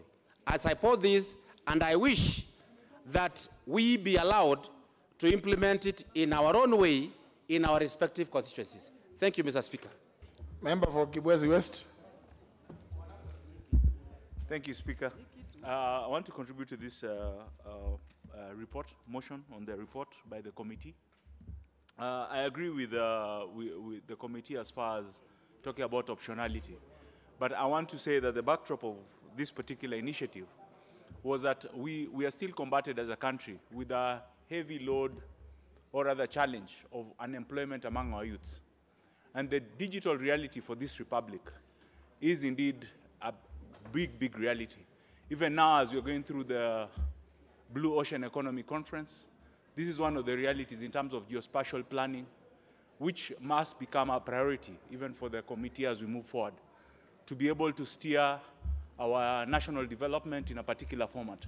And more importantly, the placement of the skill set for our people, I think is very, very important to be able to capture what aspirations lay within. So the same way this House, I think at the tail end of the last Parliament, sacrificed within itself and its budgets for the implementation of the free secondary education program, where we took a cut within our CDF allocated funds to be able to bolster His Excellency the President's campaign on accessibility and transition from primary schools to secondary schools. This, I think, was still the basis of allowing constituencies to champion the broad connectivity programs of the country, because Kenya has already invested heavily by the provision of the fiber optic program through the North-B, which has gone throughout this country into every district hub in a bid to, one, bring down the costs of connectivity associated with travel, which one able member highlighted even in his communication about what was captured by the Auditor General from his own constituency, in terms of communicating information across to the relevant stakeholders who he was trying to reach out. These connectivity hubs, at its very least, are cutting down the costs of communication and data provision for our people, for communicating, among other things, what we are doing on the constituency. I mean, for instance, if you take Kibwezi West, it's 2,100 square kilometers, which is quite a vast distance. But through the enablement of these hubs, and in my constituency, we've already undertaken to do 4, which are already up and operational. We are doing another 10 in this financial year, and I would have so much hoped that the committee would have considered also having visited as we're tabling this report. But be as it may, it's still open to members to come and see the experience that these particular hubs have provided, and will continue to. And more importantly, when we are targeting the Ajira program, which I think is a novel idea, because this, as I said, employment remains a challenge among our youths. And to be able to mobilize them for formidable employment training that will result into getting them livelihood, it is actually an odious task, and we don't really have that flexibility when it comes to the National Constituency Development Fund. And the Ajira program provides one but that, so that you have possibilities of having over 1,000 youths within your different constituencies being trained, and with them trained, they immediately have access into the global economy of providing gaps which exist in the knowledge economy that will provide actually hard-earned money, and it becomes a new frontier other than just diaspora earnings or our traditional sectors such as coffee, tea, and indeed our other export values to be able to bring in hard currency into this great republic. With the digital, there are also questions of learning, and across our even individual constituencies that we always talk about benchmarking. With this inception of these hubs, what will become is we can do digital tours and communication, point-to-point communication within ourselves and share experiences as to how we are conducting our trainings. So in a nutshell, I think we need to go broad, that the world is indeed at that. And in fact, part of the presentations I had even this afternoon by His Excellency Hassan Joho, you're saying that even places for visitation, even for as basic as tourism, if you are not an Instagram friendly place, which just simply implies that are you able to be for people to come and take pictures, you'll find that it's very hard to attract even tourists currently. So the ease and to which when we adopt to these particular hubs and the digital economy will indeed grow this great republic, Kenya. I thank you, Mr. Speaker. Member for Kinangop. Thank you, Mr. Speaker, for this opportunity to contribute to this report by NGCDF committee, and I wish to congratulate them for such a wonderful report. I've had an issue with that money, the way it was set aside to do the innovation hubs. In fact, I was about to bring a petition on the same, but I want to thank this committee for moving fast and giving us such a wonderful report, whereby now we are going to have the money reallocated to projects of our choice. And Mr. Speaker, I wish to castigate the ministry, because now of late they are giving unilateral decisions as far as how we are supposed to utilize our funds. They do not do public participation. They do not do feasibility study to understand the dynamics of different constituencies. But this project is lost, because for some constituencies like Kinangop, where I do not have infrastructure, and then I'm told that some equipment were purchased that we're supposed to pay for, which were not consulted, then it defeats the very purpose for which the project was conceptualized by the ministry. So really, I am so grateful that now we can reallocate our money to projects of our choice. Secondly, I also want to take issue with the CDF board. The way they are dictating now that we have to complete the stalled project. Like in my constituency alone, if I'm going to complete all the projects within one financial year, then all my allocation is going to old projects, whereas I have projects that need immediate attention. Like I have schools that are mud-walled, they have toilets that are falling apart. So really, it is not acceptable, it is not possible, and the CDF board needs to revisit some of the decisions that they are making and involve members of parliament coming from those areas, so that then they can understand the dynamics of our individual constituencies. With those few remarks, I wish to support the recommendations by NGCDF committee and commend them for a job well done. Thank you, Mr. Speaker. Member for Makueni. And thank you, Mr. Speaker, for giving me an opportunity to contribute on this very important motion, Mr. Speaker. Mr. Speaker, I want to support the committee on implementation of the Constitutional Digital Information Hubs recommendation that it be optional, it be open. Mr. Speaker, different constituencies in Kenya have different challenges. Some of them have classrooms which are still, made of grass and mud. Others have already completed with their classrooms and security installations, such as chief's offices, and therefore are very comfortable just doing the digital hub or maybe doing school buses and the like. Mr. Speaker, based on this, clearly there was no sufficient consultation. It is a very good idea to have digital hubs. In Makueni constituency, we already have the fiber optics, and we can be able to do this very comfortably, Mr. Speaker. But the recommendation of 4, I will only be able to do one, and I have 3 districts in Makueni constituency. Therefore, 2 districts will lose out, but while 1 district will benefit because 2 do not still have the optics. And therefore, Mr. Speaker, even to construct one building where this equipment is going to be, and the cost of the equipment, you will find that this particular allocation can only favor 1 spot, but not 4.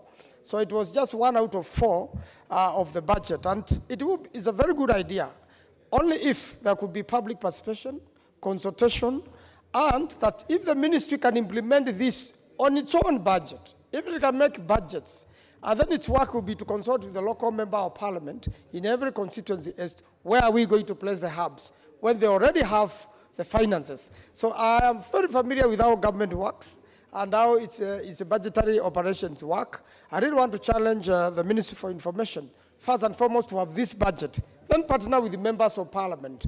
Some of the requests made are not in conformity with the Finance Act and are impossible, Mr. Speaker. And the moment there is an illegality, it begins wearing on the project. So it has to be restructured, Mr. Speaker. But I want to support the fact that for those members of parliament who are ready for this and where it works for them, very good idea. For those who are not, Mr. Speaker, the monies can be reallocated into other priorities such as roofing classrooms, removing, iron sheets which are already have rusted, and classrooms which are unsafe for use of children are a priority to certain constituencies, such that you do what is important depending constituency to constituency. Some places the ICT is extremely important, it's ancient. Others, they are not even aware of it, and the optics will not even get there soon. It will take quite a while before the government installs that infrastructure. So I believe if in their own, which we usually pass here, they can propose it for this year, even for next year, even for supplementary, that, Mr. Speaker, it is through their own monies and now partnering with the members of parliament, then it will work for a lot of us. I support the committee, and the monies must be reallocated with immediate effect, Mr. Speaker, because if it takes a long time to hold 4 million shillings or so per constituency, Mr. Speaker, it will delay a lot of development within the constituencies. And also, really, we cannot blame the board, the CDF board as such. We are aware, Mr. Speaker, there has been challenges on the CEO. Mr. Speaker, this House has pronounced itself, let's hire the CEO substantively. He qualifies and has qualified before. This House has already pronounced itself on filling up the board spaces. In fact, they have been sued for failing to do so. And although we applied to strike out the matter, Mr. Speaker, it is clear that we need to do something urgent about constituting the board fully. I thank you, Mr. Speaker. Member for Igembe Central. Thank you, Mr. Speaker, for giving me this opportunity to comment on this motion on the constituency of the Digital Innovation Apps, Mr. Speaker. Mr. Speaker, I stand to support the committee on its findings and its conclusion because, Mr. Speaker, I think I had a dilemma myself also in my constituency, and I thank the committee for having decided to give a leeway whereby each and every constituency gives its own idea or what they would like to have, Mr. Speaker. Mr. Speaker, it was perturbing when we were called by the Minister for ICT, especially in the 11th Parliamentary, Mr. Speaker, and a demonstration was done to us outside here, telling us how the apps will work. And after we left, Mr. Speaker, we were just dictated by the ministry that we need to have at least four satellites for each and every constituency, Mr. Speaker. And this was arbitrarily done because if you have to divide even per wands, there are constituencies with the 4 wands, others with the 5 or 6, others have got more than that, Mr. Speaker. So there was no groundwork which had been done. Maybe where connectivity is available, or at which spots which will be done. Mr. Speaker, the ministry had put the cart before the horse by telling us now you have to keep aside so much, 4 million. And naturally, Mr. Speaker, it was not even 4 million. It was less than that. And the figure kept on going up, Mr. Speaker. And I think this could have been a very serious query in the constituencies, Mr. Speaker. More so, there are more demanding issues in each and every constituency, which needs to be addressed earlier than this one. In as much as I support this way forward, in as much as I support digitalization in this country, and especially for our youths, or even for ourselves, so that we can communicate easily, Mr. Speaker, there are other priority areas. There are some schools where classrooms, students are reading in classrooms which are made of timber, classrooms which are made of iron sheets, classrooms which are thatched, and therefore these are the priorities we should give. And more so, if we have to get these apps, Mr. Speaker, we need to outsource across the board, not the minister to come and dictate it to us. Why do they come to dictate to us how to use the CNDF funds, whereas the Act itself is very clear that you have to go to the people to get for them to decide what to be done? They have their money, they can budget for the same, and give that money to the schools, Mr. Speaker. Mr. Speaker, when one of my colleagues has just mentioned, in the last parliament, we gave that 7 million to the Minister of Education so that they can at least do classrooms for the 100% absorption of standard 80 students, Mr. Speaker. If we go to my constituency in Igembe Central, only 3 schools were given that money out of that 7 million, which if it was given to the MP or which it was given to the CDF, Mr. Speaker, that one could have done more than that classrooms. Therefore, they should also be audited what happened to that money, which they were given in the last parliament, that 7 million, decided to go to secondary schools, and yet they have to give out that money. In my constituency, they had even also plans to give a school 5 million to put up a dormitory so that they can absorb more students, Mr. Speaker. But unfortunately, that was not done. Therefore, I would urge members to support this one. Let the money go back to the constituency fund. Let us decide how many hubs we require in our constituencies, if 1 or 2 or 3, or if you don't need it, you have other pressing issues, you take over and let the ministry handle its cases differently and outside that. And if the constituencies have to do it, it should not be the ministry. Let us outsource and get those who can support this with better terms, and also we get proper quotations so that we don't get cheated in the same. I support the report, Mr. Speaker. Member for Kadiani. Yeah, thank you, Mr. Speaker, for this opportunity to also contribute to this debate or report that has been brought by our ND-CDF committee on the constituency digital innovation hub. Mr. Speaker, the idea of these hubs is excellent because ideally they seek to mainstream ICT at the grassroots. And for any country that seeks to develop and move into the future, which is really digital, then this is an excellent idea. Of course, we also know that it will support entrepreneurship because it actually provides the youth with spaces, working spaces, where they have free Wi-Fi so that they can be able to communicate effectively. But, Mr. Speaker, the issue that my colleagues have raised and that I want to raise also is the problem of implementation. The issue that we have in this country is that we come up with brilliant ideas, but the implementation, unfortunately, many times is done very wrongly. In this concept, for example, just like the laptops project, there was no consultation. Mr. Speaker, for people to sit at the ministry and make decisions on how they will have 4 ICT hubs in every constituency in the country without consultation, you cannot even imagine. Mr. Speaker, you see, even on the expenditure of CDF funds, consultation is a must. It is clear in our CDF Act that we have to have consultation, we have to meet the people, we have to ask them for their priorities. So how does the Ministry of ICT make a decision on behalf of the people of the constituencies? So, Mr. Speaker, I think that's really unfortunate. And as a result, Mr. Speaker, in my own constituency, we have a problem. One is we have a problem of infrastructure. At the beginning, we thought that we'd be able to do these centers within our schools. The Ministry of Education came clearly and said they do not want in charge in terms of what is being done, Mr. Speaker, but not let the board just do things without any proper consultation. I think if we had consulted Mr. Speaker properly, we would have implemented these projects a long time ago. Now we'd be talking about completed classrooms, we'd be talking about completed AP lines, we'd be talking about completed chief's offices. With those remarks, Mr. Speaker, I support the report.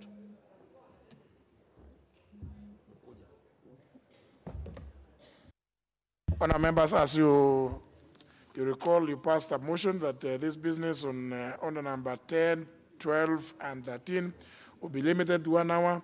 It's now 16:40, and the business began at 15:45. Therefore, mover has 5 minutes within which to reply. Yes, it's a motion you passed. Thank you, Mr. Speaker. I beg to donate 1 minute to Honorable Jonah Mburu of Lari constituency before I reply. Member for Lari. Yes.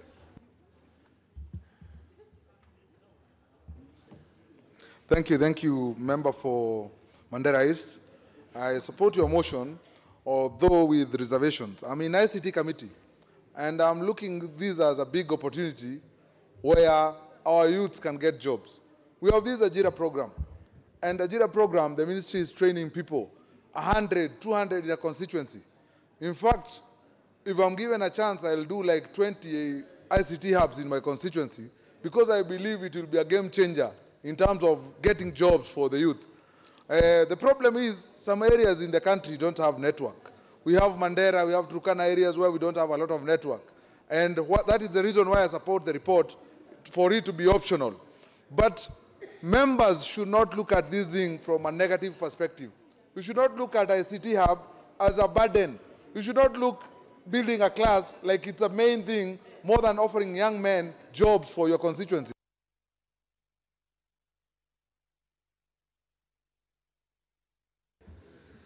Honorable Speaker, I wish to thank honorable members. I wish to thank all honorable members for supporting this report. Mr. Speaker, sir, as the committee, we have taken all avenues possible to explore the importance of ICT in this country vis-a-vis the need, the enormous need in the constituencies. Mr. Speaker, that's why, after a long deliberation, the committee found it necessary that this should be an optional. I therefore wish to take this opportunity to thank all honorable members and reply to the motion. Thank you, Mr. Speaker, sir. Let me put, just a minute. Honour members, including the member for Suba, the 2 members for the Subas. If we could just clear this one. I can see this is a heated consultation. This must be Homa Bay County.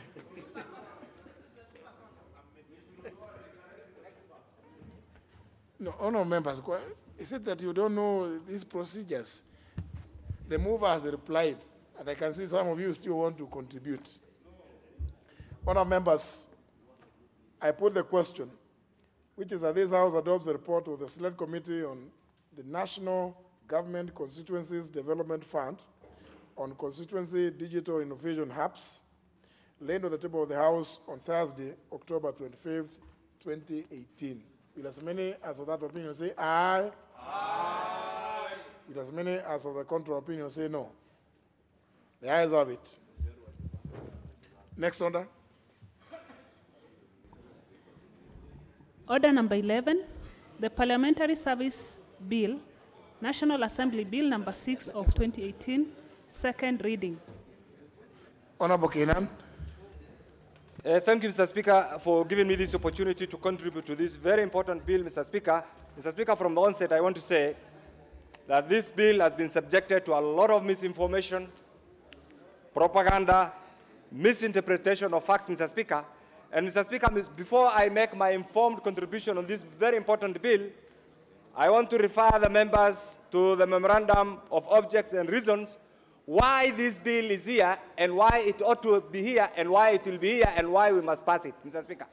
Mr. Speaker, the object says this bill seeks to repeal and reenact the Parliamentary Service Act number 10 of 2000 for the following reasons, Mr. Speaker. And for those of us who are not familiar with the Constitution, I just want you to listen to this, Mr. Speaker. Mr. Speaker, first, the Parliamentary Service Act was enacted under the former Constitution, and the Act was therefore enacted to give effect to the provisions of Section 45A and 45B of the former Constitution, which established the Parliamentary Service and the Parliamentary Service Commission, respectively, Mr. Speaker. Mr. Speaker, the provisions of the Constitution, Mr. Speaker, are no longer enforced. In their place, Mr. Speaker, is Article 127 of the Constitution 2010, which establishes a Parliamentary Service Commission, and Article 128 of the Constitution, which provides for the offices of the clerks of the House of Parliament and the offices of members of staff of the clerks as offices in the parliamentary service. In the light of this, Mr. Speaker, and other changes in the Constitution, in the constitutional regime, it has become necessary, Mr. Speaker, to review the Parliamentary Service Act in order to ensure that it complies with the provisions of the Constitution of Kenya 2010, Mr. Speaker. Mr. Speaker, in the second schedule, and this is why this particular bill is so critical, it says the 5th schedule of the Constitution provided for a period of 5 years. And Mr. Speaker, we passed the current Constitution on 27th August 2010, and we ought to have aligned all laws relating to the new Constitution within 5 years, Mr. Speaker. And Mr. Speaker, and this is what it says. 5 years for any legislation required to implement the Constitution, Mr. Speaker. Although this period was subsequently extended by the House, the Parliamentary Service Act 2000 needs this review in order to comply with the requirement of 5th schedule of the Constitution. In this regard, Mr. Speaker, this act was first published in October 2015, but was not enacted by the House, leading to its lapsing at the end of that last session, Mr. Speaker. Indeed, the House has already reviewed all the other statutes, Mr. Speaker, and this is what I want to bring to the attention of the members, Mr. Speaker. Mr. Speaker, under Chapter 15 of the Constitution, Mr. Speaker, we have 15 constitutional commissions. Mr. Speaker, information is power. And PSC, Mr. Speaker, is one of the 15 constitutional commissions, Mr. Speaker. Mr. Speaker, from the promulgation of the new Constitution on 27th August 2010, Mr. Speaker, on 30th August 2011, Mr. Speaker, we passed the Commission on Revenue Allocation Act 2011, which commenced on 27th August 2011, Mr. Speaker. Mr. Speaker, secondly, the Ethics and Anti-Corruption Commission Act 2011 was passed by this House on 5th September 2011, and the commencement date is,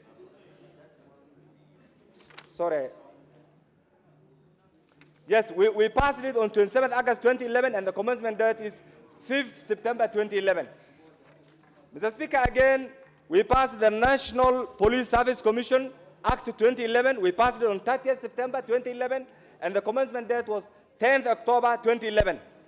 The National Gender Equality Commission Act 2011, we passed it on 27th August 2011, and the commencement date is 30th August 2011. I just want members to know this because history is very important, so that those who are opposed to this bill understand why we must pass it and why we ought to have passed it many years ago, Mr. Speaker, not even today. Mr. Speaker, equally, we have the Commission, the National Commission on Human Rights, the National Commission, Mr. Speaker, on Human Rights Act 2011, we passed it on 27th August 2011, and the commencement date was 30th August 2011, Mr. Speaker. The Commission on Administrative Justice Act, Mr. Speaker, 2011, we passed it on 27th August 2011. The commencement date was 30th September 2011, Mr. Speaker. The Salaries and Remuneration Commission Act, Mr. Speaker, and this is very important. Act 2011, we passed it on 27th July, and the commencement date is 27th July, the same day, 2011. You can gauge the significance of this, Mr. Speaker. The Independent Electoral Commission and Boundaries Commission Act, Mr. Speaker, 2011, we passed it on 5th July, and the commencement date is 5th July 2011. Mr. Speaker, the Judicial Service Commission Act, we passed it on 21st March 2011, and the commencement date is 22nd March 2011. The Land Commission Act, we passed it on 27th April, and the commencement date is 2nd May. Teacher Service Commission, we passed it on 27th August 2012, the commencement date 31st August 2012. The Public Audit Act, because there are 15 constitutional commissions and 2 independent offices. The Budget Office, the Controller of Budget Office, and the Auditor's Office. We passed it on 18th December, and the 18th December 2015, the commencement date was 7th January 2016. The Controller of Budget Office, we passed it on 31st August 2016, and the commencement date 21st September 2016. The last one, the Public Service Commission Act, we passed it on 7th April 2017, and the commencement date was 26th April 2017. Ask yourselves, this is the law-making House of the Republic of Kenya, the Legislative House of the Republic of Kenya. We have aligned the laws concerning all the other 15 constitutional commissions and the 2 independent offices, except the Parliamentary Service Commission, which concerns Parliament. Isn't it unfair to the people of Kenya? Isn't it unfair to ourselves, Mr. Speaker? And today we have busybodies going around maligning the names of the elected representative of the people of Kenya, abusing us through the media with minimal information, Mr. Speaker, with twisted facts, Mr. Speaker. This is unacceptable, Mr. Speaker. For those members who did not know the history of the Parliamentary Service Commission, Mr. Speaker, I want at this juncture to appreciate the work, the good work done by former members, Mr. Speaker, of this House, led by the Honorable Castro Peter Olo Aringo, Mr. Speaker, who assisted us in the 8th Parliament, Mr. Speaker, in the formation of the then Parliamentary Service Commission, Mr. Speaker, under difficult circumstances. Mr. Speaker, it was not a walk in the park.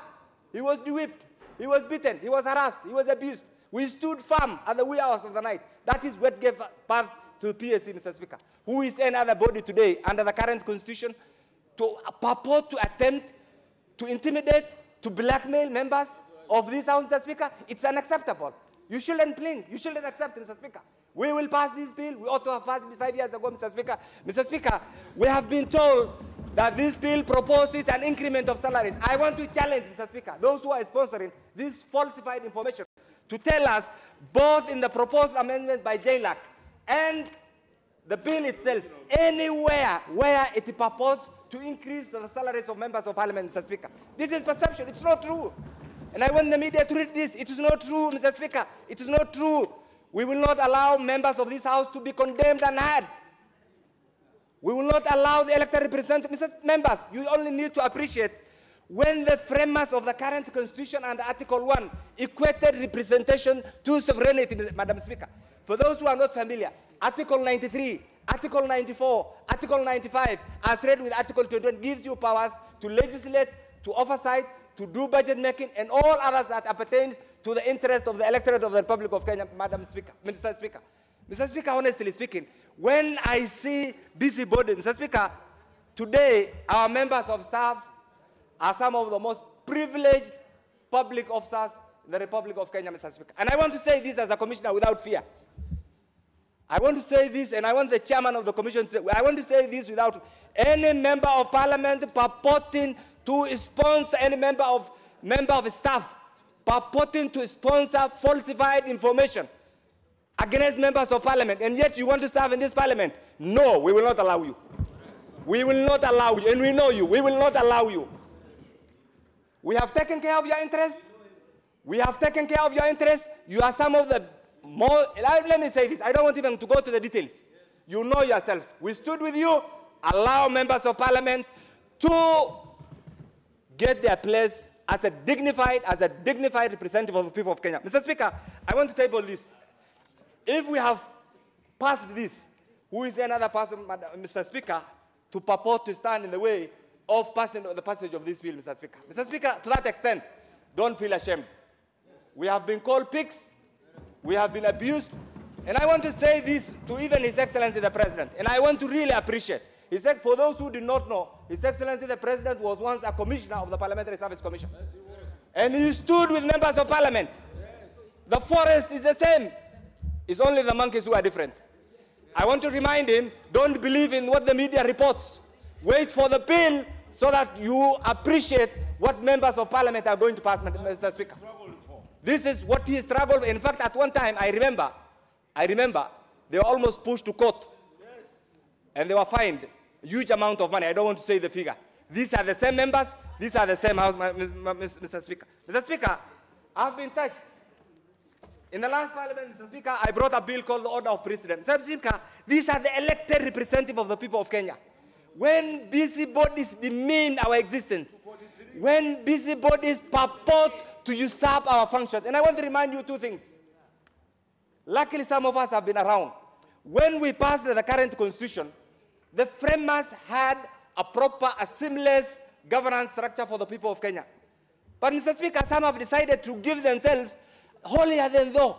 On 3rd March 2013, the then chair of the Salaries and Remuneration Commission purportedly issued a gazette notice demeaning the very office of the Member of Parliament. Again, that is one day to the election.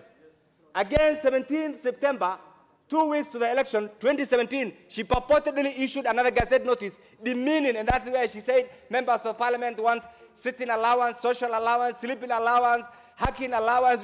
It's an insult. We will not allow it.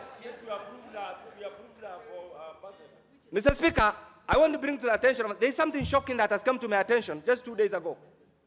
Mr. Speaker, in the last parliament, and this is something that you members must stand jealous, Mr. Stand and defend jealously, because here, you know, to be elected is a very difficult job. You all know it, isn't it? And many people will have loved to be elected. And I know they're outside there, and we represent them. Mr. Speaker,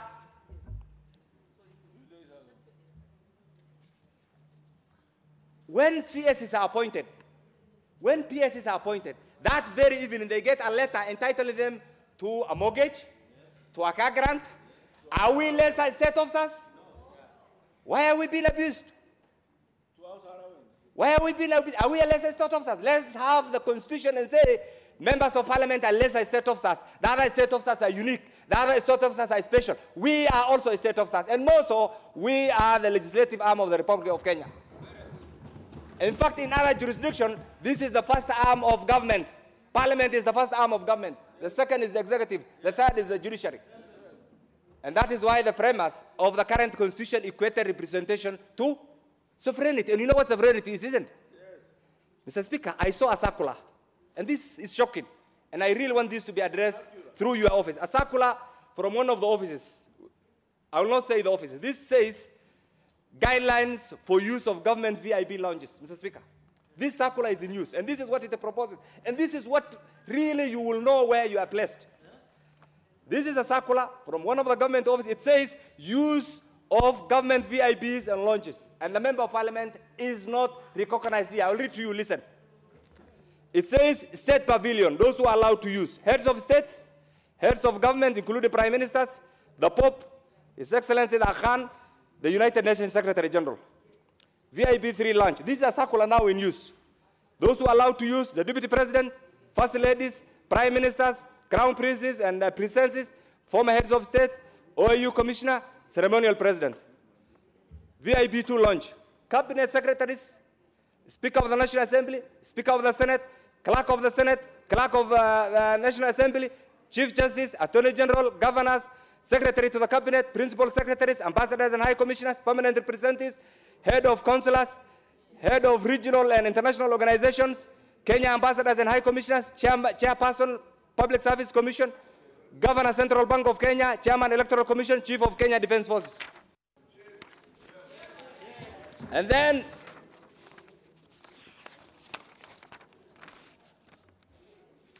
Inspector General of Kenya Police, Chairman and Chief Executive of State Corporations.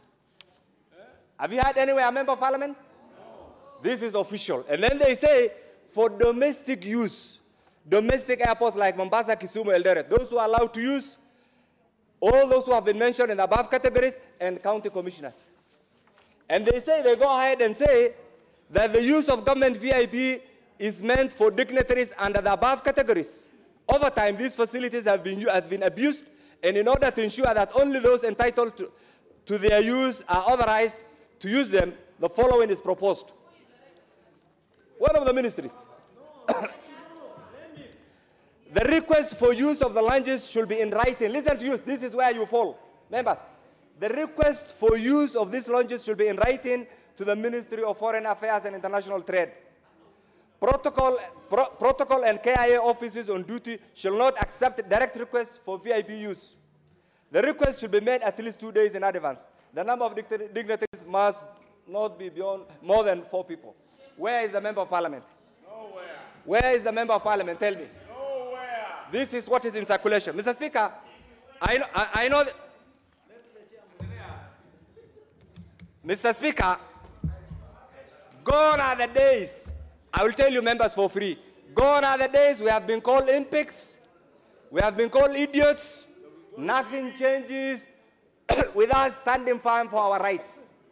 In this bill, the following are being proposed. And I want anybody to tell me in the media where this proposes salary changes for a member of parliament. This is what is being proposed. The Salaries and Remuneration Commission, in the last 2 elections said they cannot properly evaluate the job description of a member of parliament. To that extent, they cannot place us anywhere. Ask yourself, if the Salaries and Remuneration Commission cannot do, we are proposing in this bill that the Parliamentary Service Commission does the appraisal of members of parliament, the job description. We have no apologies to make. If you have an apology to make, you have no business of being in this house. Secondly, we are also proposing, Mr. Speaker, in the pecking order, these are the elected, truly elected representative of the people of Kenya. Mr. Speaker, in the pecking order, in the hierarchy, we have the president, we have no dispute. The president, His Excellency the President, we have the deputy president, we have the Speaker of the National Assembly, we have the CJ, we have the Speaker of the Senate. 5, isn't it? Yes. The member of parliament is number 46. Ask yourself, between 5 and 46, who are these other 41 individuals who are above in the pecking order? Who are above us? These are things that we must correct. And therefore, we'll be saying, in the pecking order, after the CJ will have a governance. That is understandable. We have no problem with them. Then number 7 is a member of parliament, period. Mr. Speaker, we are also saying all other state officers, Mr. Speaker, there is this issue of monetary and evaluation, Mr. Speaker. Mr. Speaker, we provide oversight. We provide legislation. We provide we oversight the budget making process. We provide parliamentary diplomacy, Mr. Speaker. And yet we have been asked, you will not be accorded any opportunity, finances, to undertake monetary and evaluation, Mr. Speaker. Mr. Speaker, what we are proposing is that this thing we do not want to be subject to any other body other than Parliament. Yes. We are also suggesting in this bill that Parliament shall provide mechanism for both members of the Senate and members of the National Assembly to oversight. There is no harm in that. Mr. Speaker, in this bill also proposes that the issue of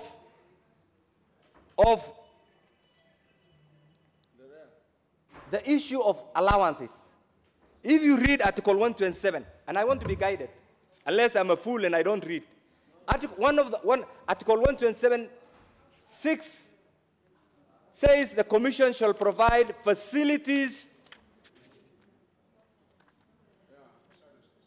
and Article 127, it says, yes, the Commission shall provide facilities necessary for the well-being of members of parliament and members of staff. Yes. Ask yourself, what are these facilities for the well-being of members of parliament and members of staff, Mr. Speaker? Mr. Speaker, these are realities that we must talk about, and therefore, my plea to you as members of parliament, the reason why 10 years, almost 8 years down the line, we are unable to realign our own act with the new constitution is because of the fear of the unknown. We must pass this bill. We know the details. The other bit which somebody doesn't want, and I must say this, the broad daylight, the issue of equity and per member allocation is something that we must all accept. We have 416 members of parliament. Yes. True or false? True. They must all get equal share of the budget. We will not allow a member of parliament to operate at the discretion of a clerk seated somewhere. No. What we are proposing to do in the budget making, and the money is there, we will have committees. We have 3 committees in the National Assembly. We have a number in the Senate. We will divide whatever resources meant for committees per member. And committees will be allowed to manage their budgets. If somebody has a problem with that, they can make their own parliament, not this parliament. These are the changes we are proposing. Who are we offending? We are not afraid of anybody. And therefore, please, my plea, as I sit,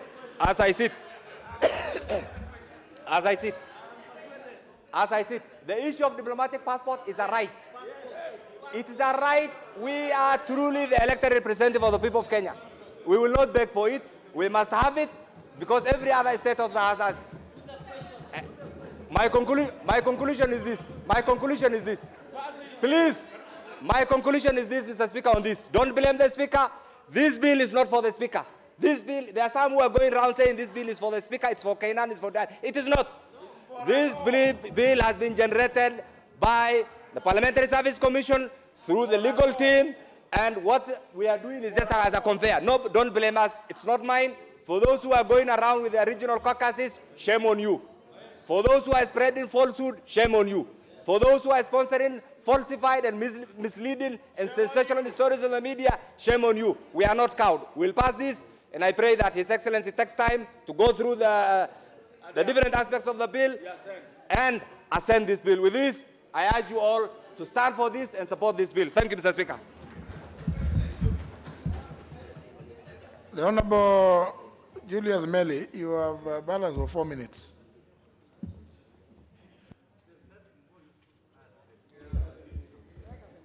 Thank you, Mr. Speaker. Mr. Speaker, I want to salute and thank the Speaker, who is our Commissioner, for the good work that he has done.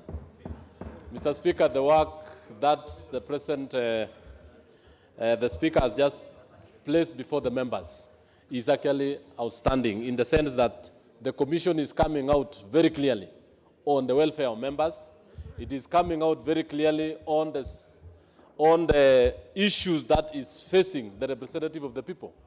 And Mr. Speaker, when you have such a kind of representation, and even us as members who represent our constituents, that is the kind of quality of work that we need to do even in our constituencies. So members, when they are in this particular floor, Mr. Speaker, and when they are in the offices, I reiterated last week the issue of the research department, the issue of the legal department, the issues of staff that are actually not enough, so that members are able to carry out their responsibilities very well. I remember a case where some committees share research officers and legal officers with other committees.